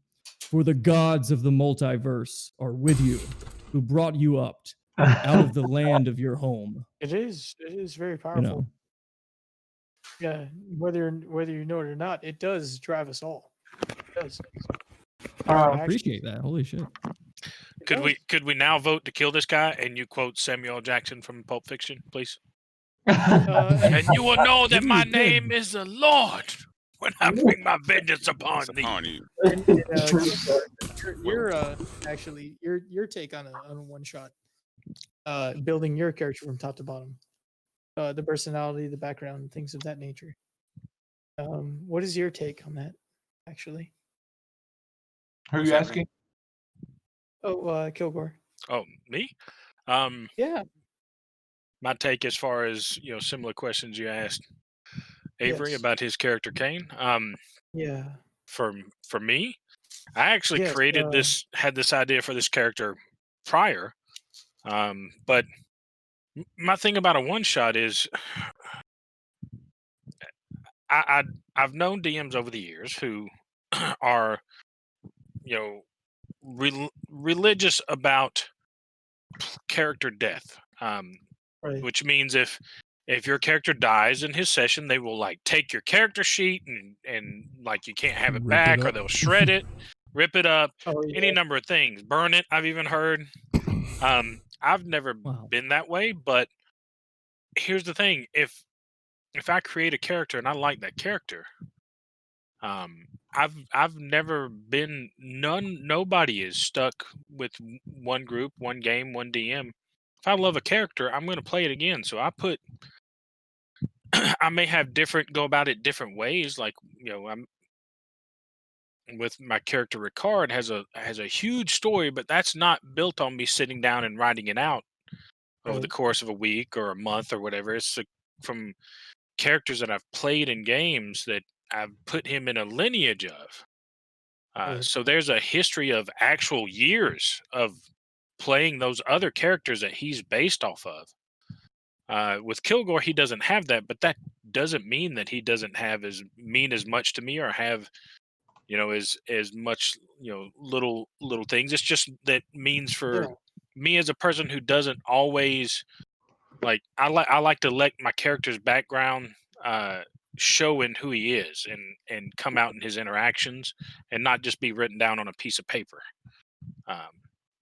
So I used for this character specifically, I knew the character I wanted to play, and I just went to add some flavor to him, added some random things, like his, design that kind of reduced the complexity You put your of. passion and heart in it.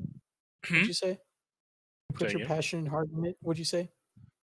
Like, you put your emotions into this character. Oh yeah, I do that with any character I play, and I try and truly try and think in the character when he's speaking, when he does things, and not always. I try, the first character I ever played, first D&D character I ever played, made him basically act like me. It's a very simple way for Right. somebody to get into the game of D&D, but since then I've gotten very very deep into I want each character to be themselves, and it may be a family line where they have similar mm, thought processes and similar things that they'll do, um, but like I feel like Kilgore is a very different character than Ricard, Right. as far as Of course. what he does, how he acts, his philosophy on things, um, and I'll it. But yeah, I put my heart and soul in any character I play, regardless of whether it's a one shot or it's going to be played once a week for the next 5 years. It doesn't matter, because Right. if I play that character and I love it, then I'm gonna, even if he dies off, I can reprise that character in another campaign somewhere else. It's never a Exactly. waste to me. Mm. So Yeah. so yeah. Take note of that, viewers. Yes. Yeah, Build so a even if you character put a for character you. together using the random generators, like where you roll for their traits or whatever it might be, which is fun to do. It is actually fun to do, and not just coming up with your own, because then you mold yourself to fit that instead of trying to make something that fits what you want. You kind of get to the point where, oh, this is something I might not have thought of, and yeah, even if you take 5 minutes to make a character, that character is all about what you then put into it, like how you play him. Do you give him the personality? Do you role play? Do you follow through with things that you think that character would then do based off of what you came up with Right. through roles or whatever? Makes it Yeah, really interesting that way. it does. That's kind of what I did with Kilgore with some of his background stuff, and I'm like, let me just see what I get, and it's really I been fun. know, of course, we're literally playing a game right now, but the role playing in of itself is almost like a mini game. Yeah. Because when you get into the role playing so much, you kind of have to like pause for a moment when you're trying to make decisions for your character, because it's like, well, I know I would really want to do this, but then you have to act a certain way because sometimes your character is aligned, the alignment does not align with your own. So somebody like, Kane, for example, I consider myself in real life as a good altruistic person, but Kane may not be that altruistic or just like kind and giving, but I've got to be harsh playing him, as well as Kilgore. It has some sort of bloodlust for certain things, like cutting out people's tongues and stuff like that. I'm going to be honest with you, because I've played in quite a few games myself or whatever.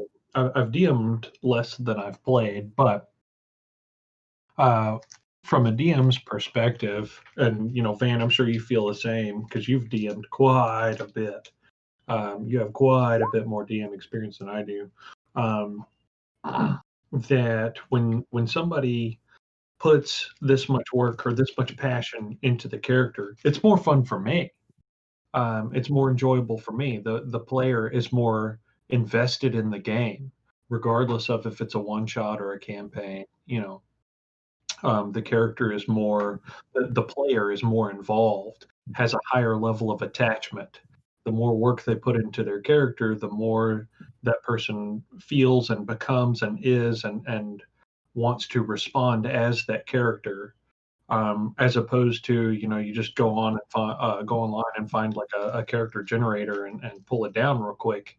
That doesn't quite have as much value. So even for a one-shot scenario, somebody that puts more into their character, more passion into their character, makes the one-shot even that much more fun, in my opinion. Okay, so we got our snacks, refreshed our drinks, used the bathroom if we needed to. I believe that Mav has just stepped to the restroom. He should be back in a moment. Yeah. Okay. Okay. Yeah. Just a heads up. Okay. Cool. How are we thinking on time? Yeah. What time do you guys need to wrap up tonight? That's a good question. I need to probably go at like 12. Okay. Since I got to get up pretty early. How about the rest of you guys? I'm good whenever. Yeah. About the Oh, same. it's okay for That's you? fine. Fuck my job. Hey guys, don't forget to jump onto Epic Games Store to grab your free game. This week, I don't remember what game it We're is. not getting paid by Epic. Yeah, we're not being paid. No, we are It not. is. I can tell you if you would like to know. Sure. It Yeah, is I'm gonna pull it up. I don't remember. Crying Suns. Right. Is currently Um, on the yes. 14th. I think is when Battlefield 2. Battlefront 2 Battlefront. Sorry, Battlefront 2. Not the old one, the new Battlefront 2. Now, with all the DLC. yes, which I know the original Battlefront 1, not the original, but the first time they re-released Battlefront 1, it was basically a shit show. It wasn't that bad. I heard it was a huge disappointment. Two launched bad, but they fixed it over time. I was Gotcha. going to ask, is it good? Is it a good game? It's My good. understanding is they've really tried to work themselves back to what the original Battlefront 2 was, which makes me much more excited, and I'm really hoping I can use my joystick with it. We're talking about Star Wars. I haven't done it.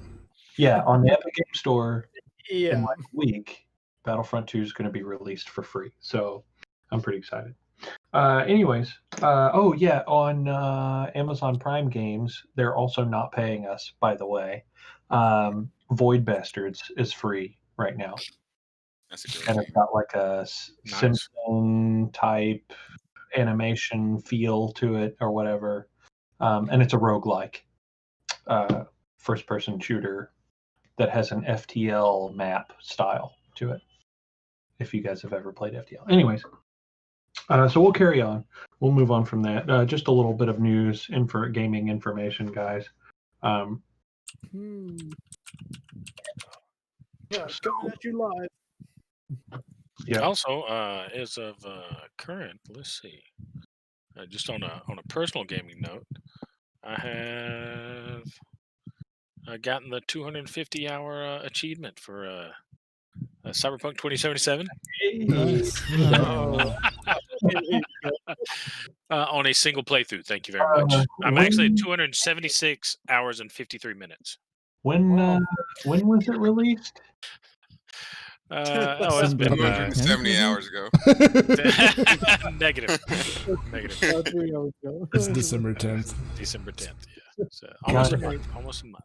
So let's see. Yeah, do the math. Oh, let's So I not. played it- Let's I- not. I Let's. have played it like a full-time job. Yes, that is correct. It's yeah. So we're gonna kill him, Kilgore? Little buddy? We're talking about actually, I heard part of that conversation and I heard Pulp Fiction and I was like, oh. It's like, So- what are we talking about? We're getting the GIMP? Kane, No? and I take it you are in the favor of letting him live then? What does how specific is your contract? The contract states that they just need to be removed from the city at all costs, including death or just removing them. And I'm feeling a little, and I'll look at the guy. I'm feeling a little gracious today.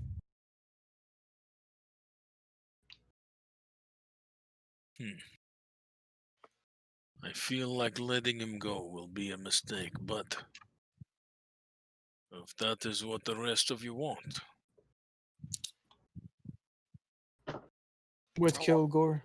I'll walk over to him Uh-huh. and I'll basically just say, see, friend, there's nothing to fear. All the people here, we all agreed you're no longer really a threat. And I'll help him stand up, Okay. We're letting him go, right? Everything, looking at everyone, everything's fine. Everything's good, right? No one's doing anything crazy. No one's...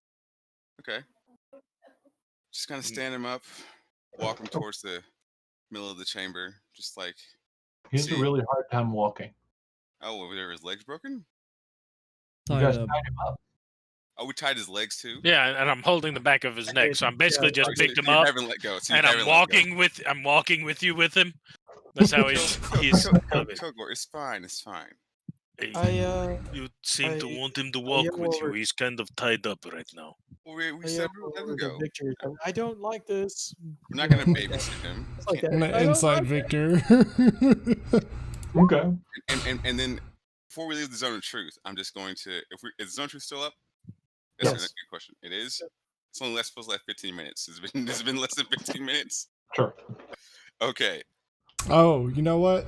No, I'm not gonna inside him. I'm gonna read his thoughts. Oh. Whose thoughts you reading? Yours. Oh no. Do I have to roll against this or snap. just do it?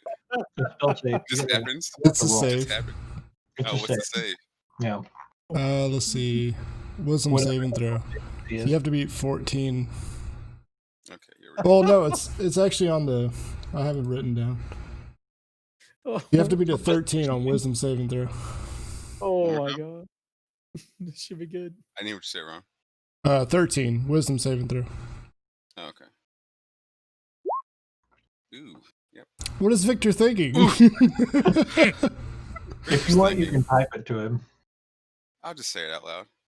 Victor was thinking, I'm going to say everything as plainly and clearly as possible. I want to make sure I don't specifically state that what I want to do is kill him. I'm going to state that no one around wants to kill him, including everyone else.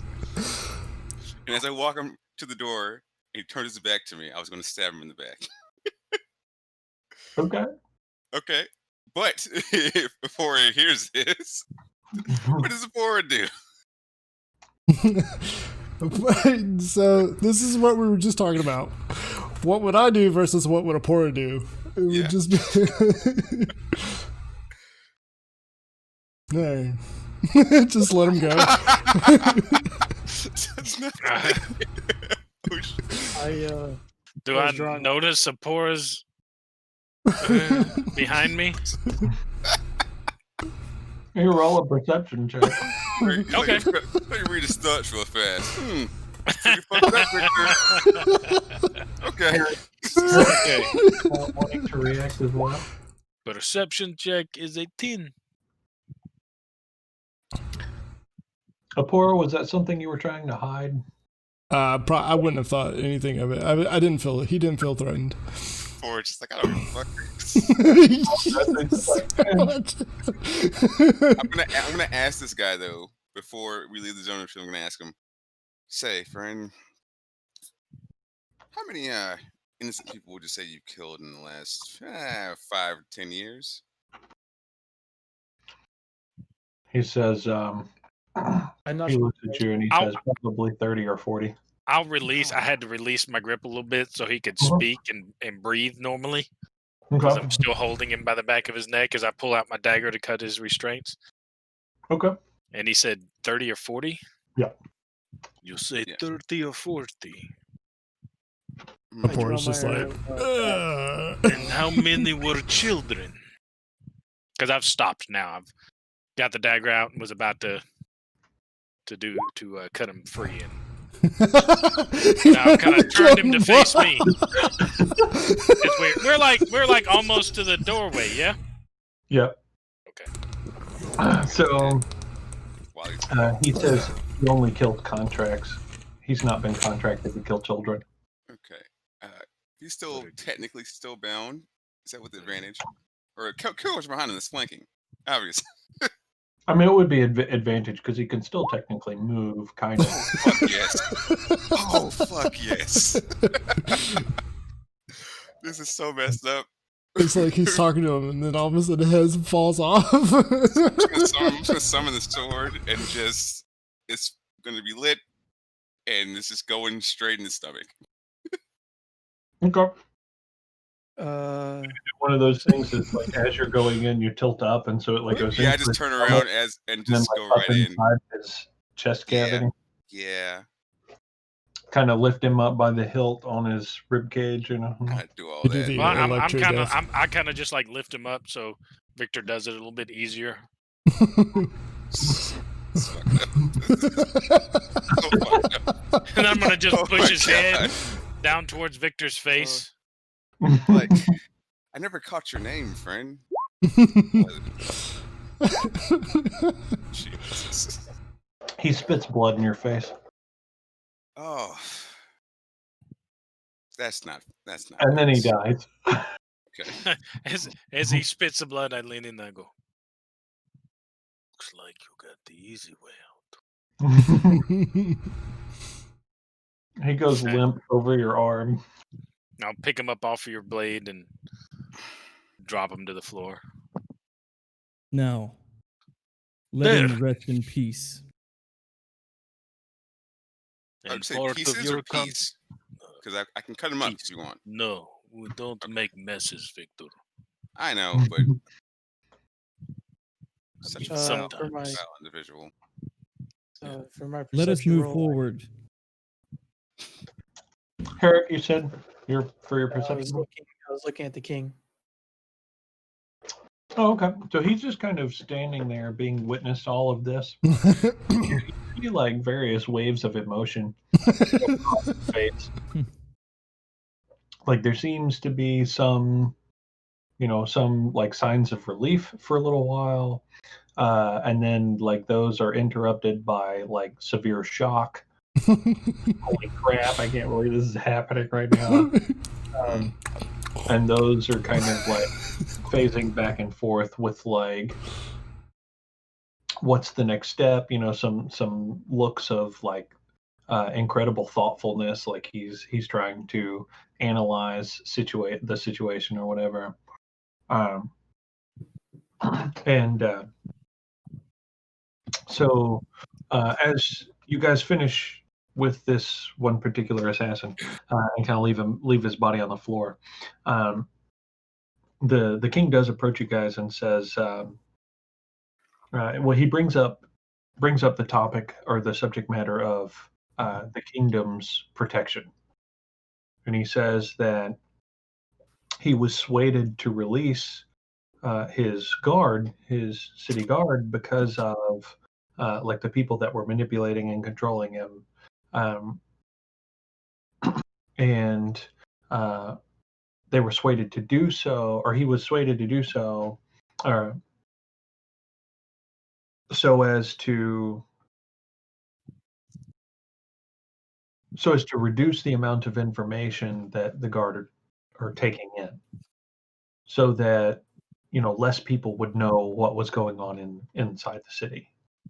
He says I see. now that those manipulators are gone, he wants to increase the amount of protection he has, and then asks if that's something your guild could also provide. Oh, the guild, you just have to have coin for the guild. Yes, you will have to little bit more approach them with that directly. Yes. A little more expensive than your typical guards.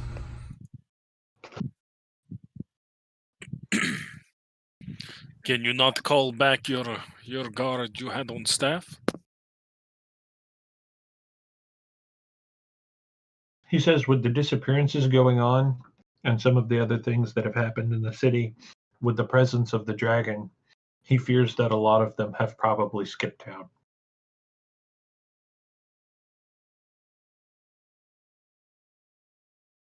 He says he's going to try and get to work on hiring them back, but says that it is possible and probable that he will not get the same return that he had released. Understandable.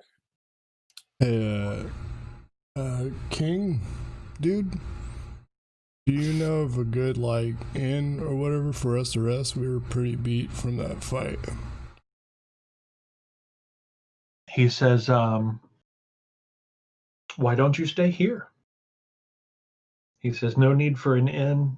You've done the city a great service. He mentions that he will be even further indebted to you if you guys continue to carry out the process of taking care of the dragon. And says that there are rooms he can provide here that'll be more comfortable than any inn that you guys could stay in. All right, what room? I do interrupt, actually interject as well, and I say, calling a portion of your debt that you just so stated, my Lord King, is there anyone that could otherwise disrupt your order? He mentions just the dragon that he knows of. That you so know of? He says, yes, the kingdom they've made it a point of trying to be less known in the surrounding lands, and with the intent of that to also reduce the probability of enemies. And then I do say, my Lord King, is there anyone else that you possibly might think possibly interject in your lordship's rule? Here, do you want to share with the rest of us what you're hinting at? No. Okay, fair enough. He says no, he doesn't. I say it with this snipe type of deal towards Victor. Nope. Really, snipey. Nope. Like okay. like that. There you go. There you go. When the king said no, I assume is he in the zone of truth when he's saying this, or no? Or is he just somewhere else? No, he's like near it, but he's not in it. Okay. But he's That's a little bit. Because I assumed that he was actually in the zone. So if he's not in the zone, I actually would not have asked him that. Yeah. Gotcha. Okay. I'm trying to get answers. Yeah, I'm trying to get answers out of him. I walk in the middle of the zone and I call over the king. I was just like, sorry, I have a bad memory. What room were we staying in again? And what did he just ask? And he says, oh yes, you can follow me. I'll show you to your rooms. Well, what did Herrick just ask you? Oh, and he says, he was just asking me if there was anybody else I could think of that would try and disrupt my kingship. And what was your answer? No. Okay. And Before my we go Lord to King, if rest- you would, Go ahead. if my Lord King would approach Apora with his lordship's crest and kiss upon his hand, this would promise you truthfulness. And I beckon you, and I do beg, please approach him in this manner. And the No, king. Go continue. ahead. I'm sorry. Oh, and Kilgore, you were going to say something a little earlier. What were you going to say too? I was just going to start. Say, before we settle down, I'm going to gather these bodies and put them out for display so that the city knows that threat has been removed. And I'll just start gathering up at the door while everybody else is doing their thing. Okay. So the king starts to walk over to you, but he's like looking at Herrick. He's looking between you and Herrick, and he's got some confusion on his face. Wait, does he actually see me? He does.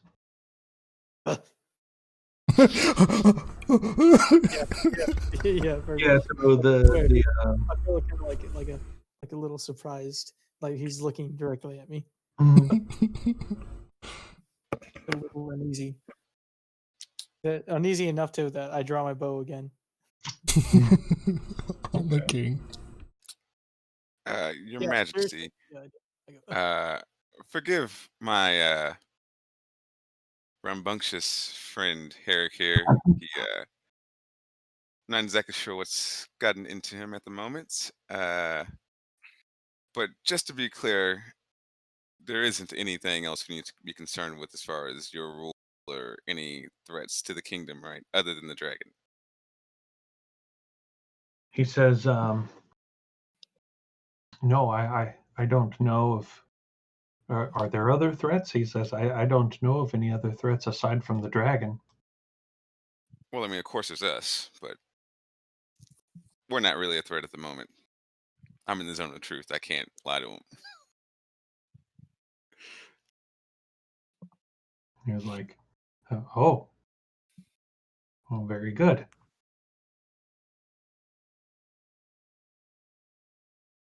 It's like kind of Don't- looking for a second. And he's like, "Should Yeah. I show you to your rooms now?" Yeah. Don't upset Kilgore. He'll crush you like a bug. And I pick up like 4 men by their legs all at once. Okay. And you start dragging them with their heads like hitting the ground out the door. Like a line of blood. I Really, did I pick up. Hmm? But well, I guess while you're dragging one away, I'm grabbing the one that had the bow and arrow, and I grabbed all the arrows. As you're dragging away, I'm just like, eh. Here, I gathered everything in the bag of holding. Just figured we would divide it up after. Sorry about your room, by the way. And then I'll just kind of look around at all the Damn. destruction and everything from the different spells we all cast and the fireball that I threw out, which was really electricity, but He says, "Oh no, don't worry. I'll get Cameo to clean it up." About that. Maybe don't do that. Maybe pay him a little more. Maybe, act a little bit kinder. As a favor to us. Aren't we taking him to go find his dad or something? I don't think we agreed on that, but He says, very well." He says, I owe you a great deal as of now." And he says, I could do this favor for you." oh, you will. I just keep walking.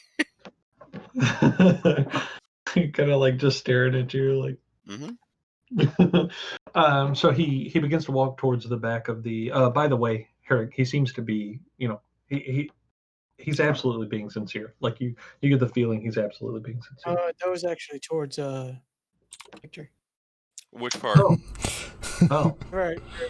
It was to see how he reacted to the king's reaction. When I asked him about the threats. Yes. Yeah. Oh, if he's in the zone of truth, I just believed he was telling the truth. It wouldn't have Right. been any No. kind of. Yeah. okay. I was looking at you wanted to do the inside check. So you guys walk around. He leads you back through the archway or whatever, and he takes a left back down the corridor. So the first room that you guys approach or whatever, he moves over to and he opens and he says, "One of you can stay in here." He points out a couple of other rooms. The rooms that he points out are on either side of the room that he had gone to himself. Each of the rooms is a fairly decent sized room. They're like 15 by 15 square feet. They have a decent sized bed in them. It definitely seems like he's had visitors much larger than him here before. The Victor, when you had gone into the room with him, you did note that his bed was halfling size. Mm. Um, the other beds are normal human size. So no Goliath-sized beds. Right. Oh, So Kilgore will he sure looks laugh at you, this. Kilgore, and he says, "My apologies. We could probably have a bed made for you should you need it. But if you can accept it, or if you would accept it, I do have a room with a regular bed that you could sleep in." If we could just move a second bed in, I could make that work. Yes? He says, "Oh yes, we could make that happen. Absolutely." Very To well. be a California king. He's like, I'm not certain I understand. Sword Coast King. Yeah, I was gonna say, "What's California?" in the distance. The throne room. So he kind of looks around or whatever, and he goes to one of the other rooms and begins to attempt to move the bed from that room into a room for you. Though he's quite struggling with it quite a bit now. During all of this, you guys hear the front door to the castle open, and you hear a familiar voice kind of shouting in, "Hello? Hello? Is anyone alive?" Hey, cameo. He's like, "Oh, yes." And you hear his feet as he's running across, kind of his feet echoing against the wood floors as he's running across towards the archway. And he comes around. When he comes around, you guys see he has a rapier that in his right hand that he has drawn. Where did you enter from? I'm sorry. The front door. The entrance area to the main hall. Right. I've not exited my spot of secrecy or where I've been sitting. Got you. Okay. So So he would have run by I'd you. like to see what he was doing. If I do notice him coming in. Okay. What, Yeah. what would you like me to roll to see if enter the room? I'm sorry? No, oh yeah, you would absolutely know him entering the room. The doors opening is a fairly loud thing. It's pretty noticeable, especially given the fact that this building is pretty much empty except for the king and you guys. Okay, So I give 2 loud whistles. Okay. To alert the guys, to alert my group. comments. The GO.A.T. Okay. Yeah, I team. guess that's Yep. when I kind of Go peep team, my go. beak around the corner. Sure. Hey, cameo. He's standing there and he has a rapier in his hand that he's drawn, and he's wearing leather armor. And he says he's kind of looking around at the debris and the damage in the room, and he's like, "Oh man," he's like, "Did I miss it?" Thankfully, yes. Yes. And he's You're like, looking "Oh." good though. Look at you. You got leather armor now and a rapier. Where'd you steal that from? He's like, "I bought it with the money." Yeah, Kilgore gave him money. Yes, I gave him gold. Do you all mind if we give him some of the basic items from our friends here? Yeah, go ahead. You So need some basic training. I'll pull out the explorer's pack. Give that Okay. to him. Oh, So nice. mess kit, torches, rations, hemp rope in it. Okay. I give him one of the daggers Okay. and the short bow and quiver, unless somebody else wants it. Okay. Tell him you'll need to get some arrows, but that should help you out.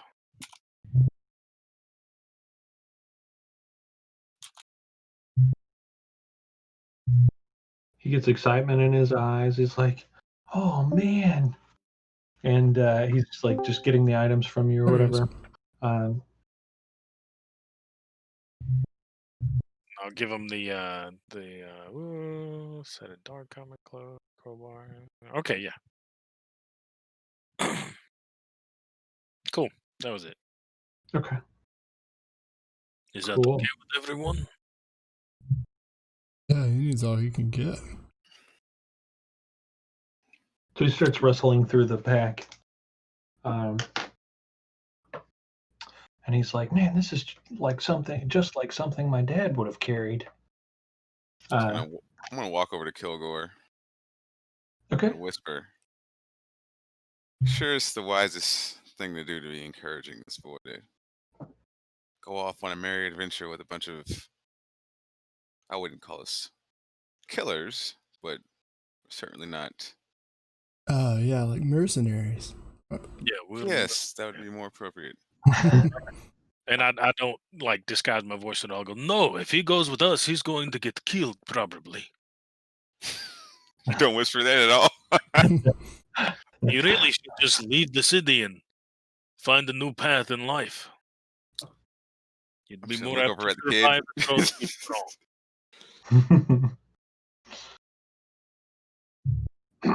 Okay. What's his expression? So it's one of like excitement primarily. Uh-huh. Like he's looking through his pack or whatever. He's not really focused in on the conversation entirely. Mm-hmm. He is listening in to an extent, but like his primary focus right now is on the stuff that he's been given Gotcha. and his excitement in that.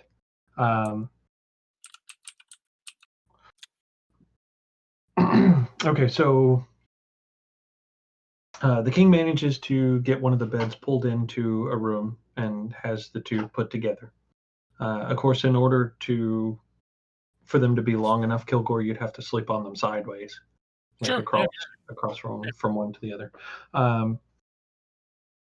So a few hours go by. After the few hours go by, the captain of the guard comes back into the front of the room. Now, during that few hours, you guys can go out into the town if you want, do some searching, whatever. But we'll just say, a few hours later, at a given point in time, when you guys are all back around at the mansion, the front door opens and the captain of the guard comes in, and he is leading with him.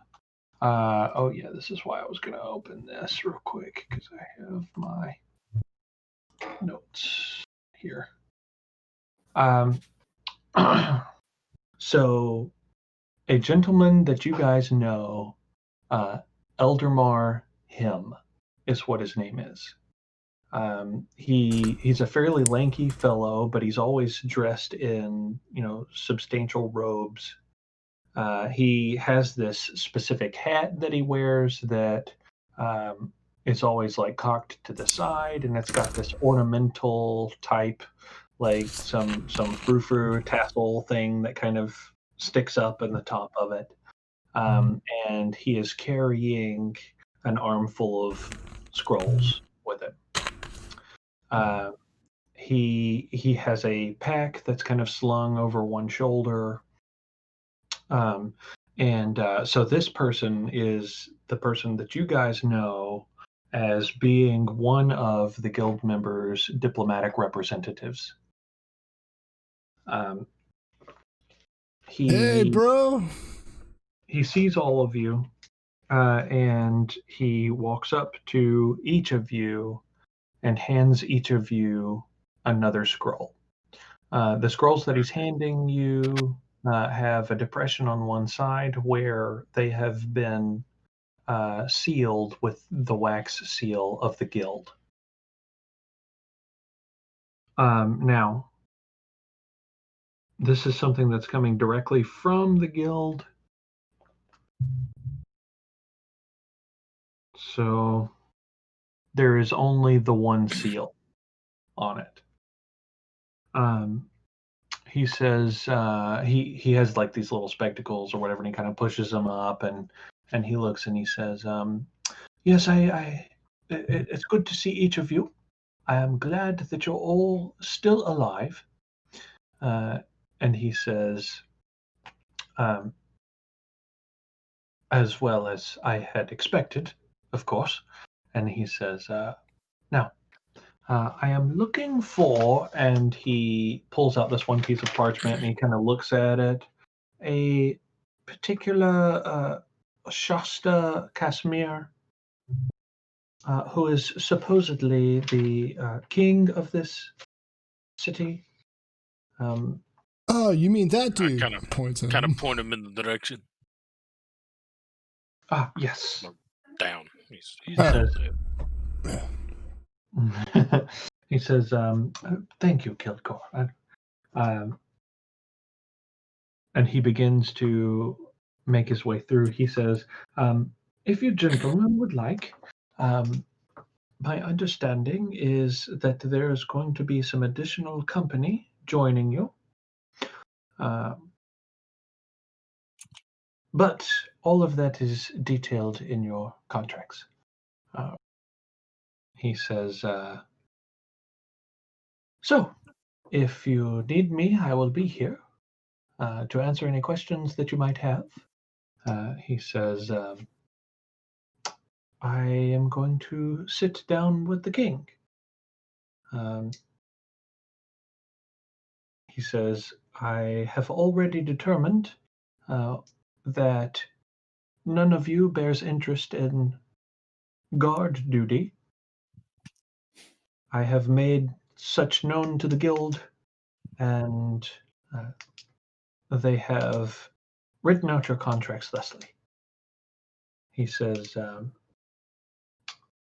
"So, thank you again for your constant performance, and I will be back with you once we complete our business here." And he kind of gives a little bow and makes his way around to where the king is. Do a bow, wings out, wings down. I shift Later, into a dude. hawk. Yeah, I shift into a hawk and then land on Kilgore's shoulder. Animorphs? I assume my Raven had come back and all, DM. Yes. Yes. Okay. Oh well, Yeah. then if I notice that his Raven's back, then I land on Victor's shoulder. Well, no, that would have happened a while ago. It wouldn't have just happened. It would have Oh, happened well, Yeah, it in would have after been. Okay, so It would have been a while. oh, I don't get him on my shoulder now. There wasn't a response message when your hawk comes back or Gotcha. whatever. Interesting. So I am dude, going to go for a rest. I think that would probably be advisable for all of us. I think some were already wanting to. Yes. Yeah. Is Herrick actually on my shoulder right now? Yes. Damn it. Okay. I know you're complicating things. I fly over to Kane. Okay. Trying to like land on my shoulder. I do make a hawk a hawk, peregrine, falcon type of noise. Do the and then I kind of like flap over and land on Kane's shoulder. Oh, this is gonna be Okay, interesting. he's landing on your shoulder. Before he does, maybe I'll just minor illusion some spikes on my shoulder. or something. Jesus. Do I notice any? You rap on her for. Actually, no, do I it- notice any open exits? Exits from the castle? Yes, You do. I will exit. Oh. Right before you go to exit, I say, okay, let's at least divide up the gold. I exit. You broke his heart. We're Do you doing not it want? Poor is full- right there. I don't Will understand. mean Okay. nothing to me as a. We No, can't. no, I We can't actually don't know, understand. We can't understand what you're Actually, saying. DM, I- exactly. I was gonna say, can I speak English? No, you're Can I just speak, squawking. Before, do you okay, understand what he's so I would saying? actually, so knowing that, I would actually just exit. Of course, that's as you- cool. As you're going to exit, Kilgore goes, I'll hold your portion. Don't worry. I flap a little bit before I exit. Okay. Yeah, and then I exit. Poor. What did he say? Do I speak that? Hold on. Wait, Pora, do you speak squawky flying bird? What is orange? Say- What is like Orin I'm is being- primordial, so I mean, what is it? it's well, primordial just basically covers all the elemental stuff like Orin, Aquan, There you go. etc. Yeah. I was going to say, Orin is from the elemental airplane, I think. That he was For actually me, speaking the It language. says I speak beast. That's Oh. my beast. Yeah, so I Beast don't speech. think you. Yeah, I don't hear you. Can I roll a handle animal check to get The message from him? See if he can- to get him to come back? Oh wait, no, I got it. I'll read his mind. Okay. Oh, okay. Okay. No, All right. So I detect thoughts on Eric. Okay. Here, everybody You can gets see surface 126 gold. If you go deeper, that's the check or whatever. Everybody gets what? 126 gold pieces. Hooray! There was 630. That is what the division is equally. Okay, so Herrick, make a wisdom saving throw. I just kind of set the belt pouch that was in with all the stuff with 126 and just set it on the windowsill for Herrick. Okay. Here you go, buddy. I look over at Victor. Did he poop on your shoulder? Not this time. I remember one time my brother was walking through the forest and I'm gonna turn and walk eagle away. flew overhead. To read my Took contract. the biggest shit I've ever seen a bird take. Ah, yes, yes. The bird Almost poop on knocked the- my brother yes, out yes, and hit that's him in the right. back of the head so hard.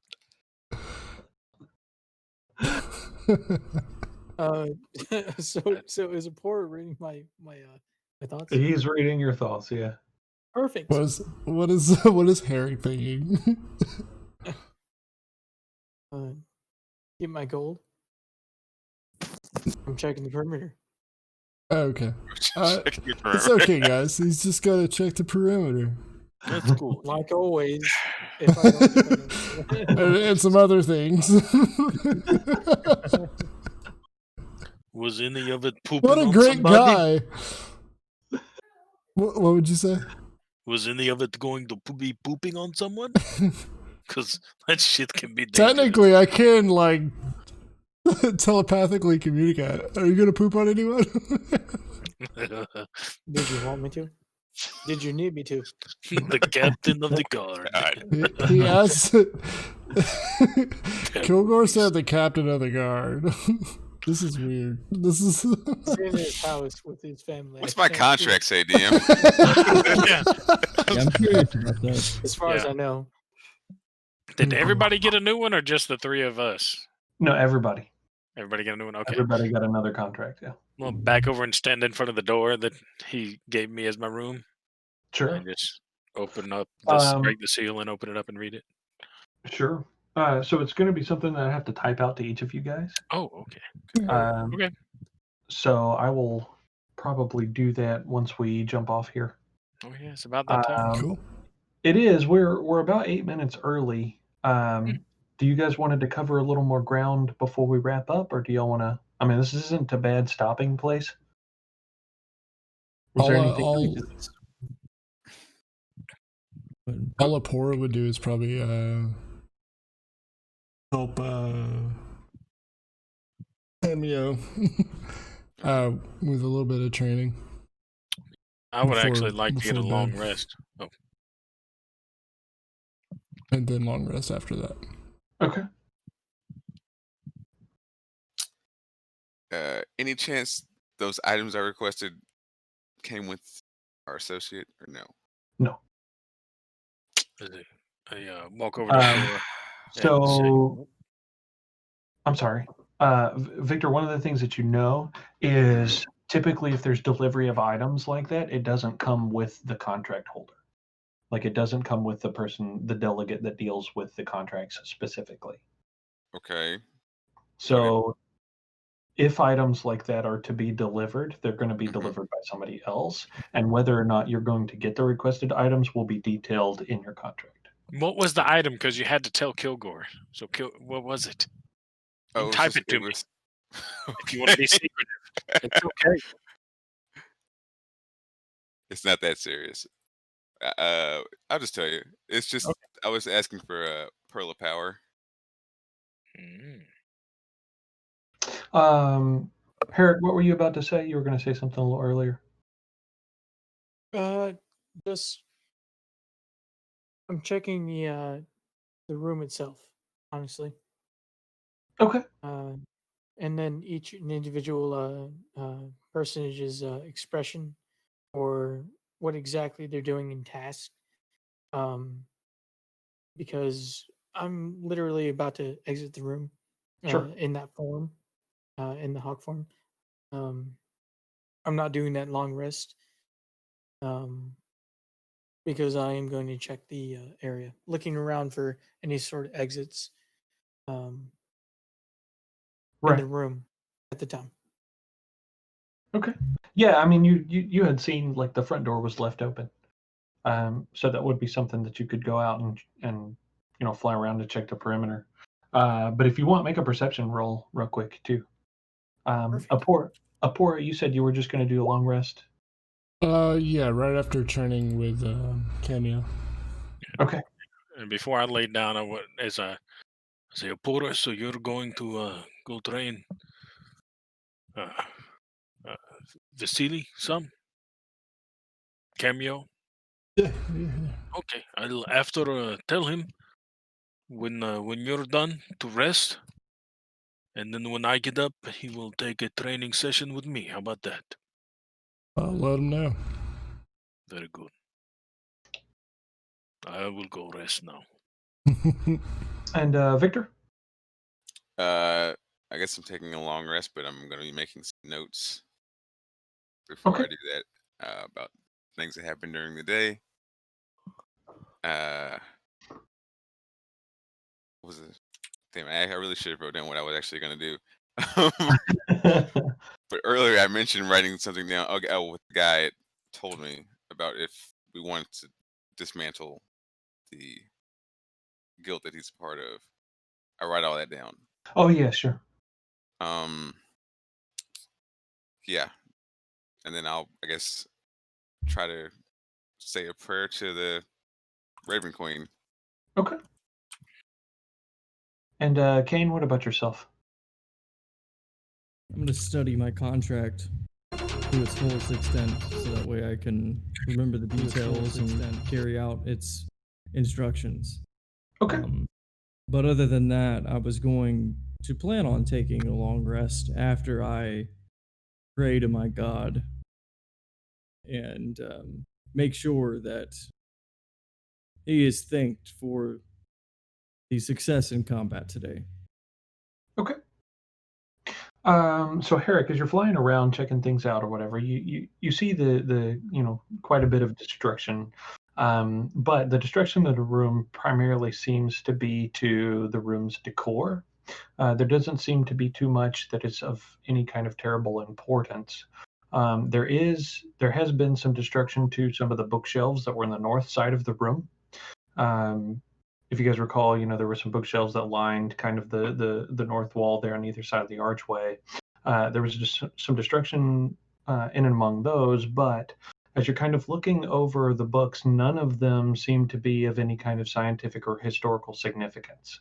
They all seem to be like something related to entertainment, reading for entertainment. So then you find that the front door's been left open, so you're able to fly out, and you fly around the mansion. Which, as you're flying around the mansion, you almost kind of get the sense that the rooms that were shown to you guys are pretty much on the back wall of the mansion. So it is almost as if the mansion is like that. The rooms along the back wall in there. And then the rooms that are on either side of the main hall, and then the main hall. So it's not even, it's a decent size, but it's not even that big. And as you kind of, you're kind of flying around or whatever, you see, it seems out in the city, business as usual, with what is now like the typical guard count of like one every so often or whatever. You do see the two. There's the one guard standing on one side of the gateway or whatever, but the iron portcullis that is not actually a portcullis is swung open, and the captain of the guard is not there. But that is because he let in Eldermar. So, but you get the general sense that there's nothing really abnormal going on outside the city right now, or within the city. And being in hawk form or whatever, you have the keen senses. Looking out, you see where the airship is, and it appears as if nothing has happened to the airship. It's still where it was, where you guys had left it. It's still, it's afloat. You can tell that there are a couple of crews scurrying about on its deck, on its main deck, but everything else with it looks normal. So that's kind of the assessment you get. Go ahead, Kilgore. I did want to do one thing before Kilgore went to sleep. Sure. That was to lay out incense and light it with my flint and steel. Okay. And ritually cast Spirit Walker to ask a specific question, which it will be able to will when I do so, a spiritual version of one of the animals I've chosen for totem spirit or aspect of the beast appears to me and conveys the information I seek. Okay. A link to it there. Right before I go to bed. And I want to know the true strength of this dragon and whether or not our current forces could defeat him. Okay. Thereof. Okay, sure. And if you want to save that till the next session, or if you want to leave, you want to do it now, that's up to you, DM. Gotcha. Give me 1 second. I'm writing some things down here. I'm actually physically writing things down instead of typing them. Cool.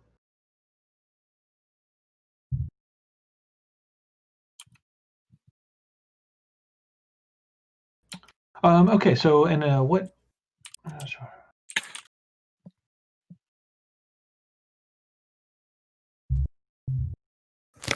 What have you chosen for your totem spirit? I have bear and eagle. So Okay. you can choose whichever one Okay. you see is most fitting.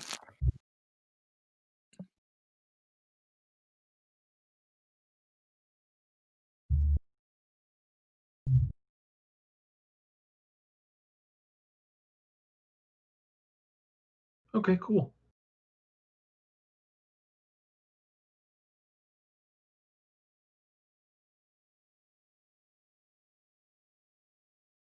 Yeah, we'll save that. We'll save that for next game. So I think this is a really good place to wrap up.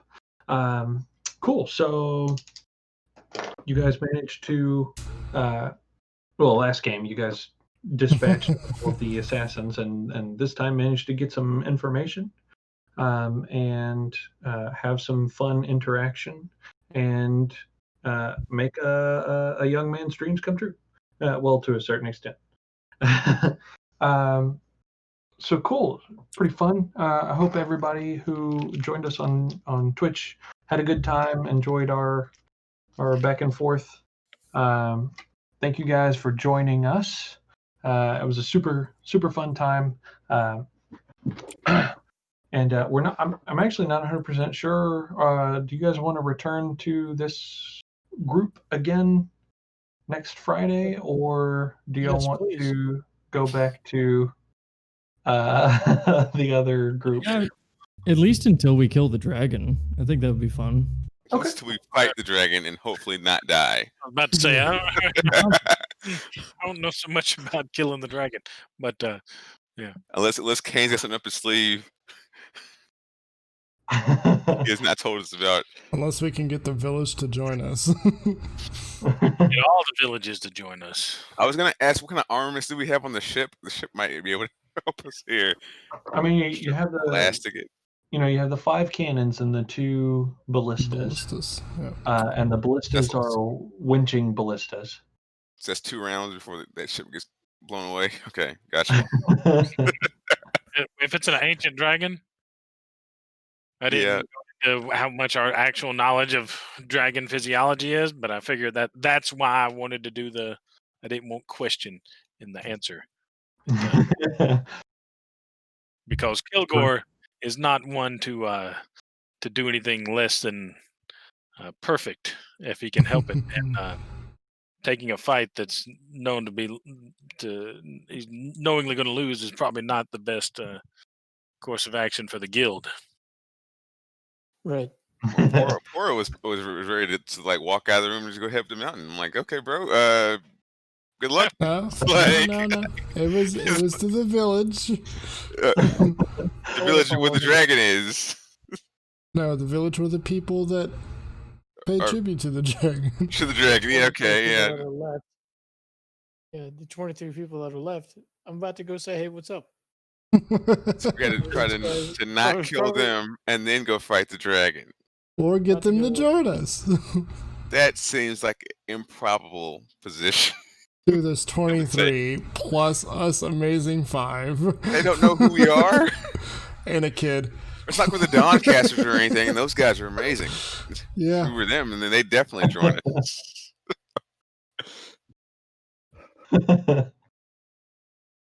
So I'll take place in the future where the Dawncasters are successful and not laughing stocks of Waterdeep. The stocks. I still feel like we're still flying back to Dragonspear. Yes, we are. It's like an 80s montage, but every image of the montage is you guys on the airship flying back to Dragonspear, and then Atlas on the back of a griffin. And that's the entirety of the montage. And when Keeter's just praying. Right? And when the montage ends, it ends with you guys still on the airship. Yeah. Leodin's still dead. No. Oh, that's fucked up, man. Why did you do that? Why did you do that? It was out of nowhere. That wasn't even necessary. Right. Just showing that we haven't progressed in that story. Oh, yeah. Odin is dead, but maybe Alduin lives. Oh, yeah, there you go. Yeah, so this is Avery's last session. He didn't want to tell her nothing for him. Avery's done. He said he's got to go take some time to reflect on his decisions in life. Thinking about I that, feel like like just turn into how the forest and take the sword with Mandarin. And during my prayer, I feel the presence of Alduin. Oh God. I jumped from the airship, but like how landing on the shocking griffin, headed towards Alduin. well, how shocking would it be to have like an 80s montage of like the characters like doing their things on the airship or whatever, and then it's like an image of one of the dead characters from a previous event just laying there in a casket or With the something. flies. Yeah. And then it goes back to the other. And like, why in the world would you put that in a montage? We got to check and see how he's doing. Yep, still dead. That's cool, man. He's, Oh, fuck It you. keeps happening, and then one time the body's just not there, and it's like, oh shit. Just like he's Right. running. Yeah. he shows up Oh, God. in the goat storyline. I gotta jump away, Okay. All right, brother. Take it easy, jump man. in bed, Yeah, and I'm probably out then too. I'm going to end the stream. Hope you all had a good time. We're still Uh, on? Yeah, we're Yes. still on. Jesus. Of course. Every Of time. course. All right, guys. No, what he meant to say is that we're glad to see you. Glad you came. If you want to see more of our videos, they're going to be on YouTube. Yeah. Thank you, guys. Bye, everyone. Bye. That's right. Goodbye. Bye.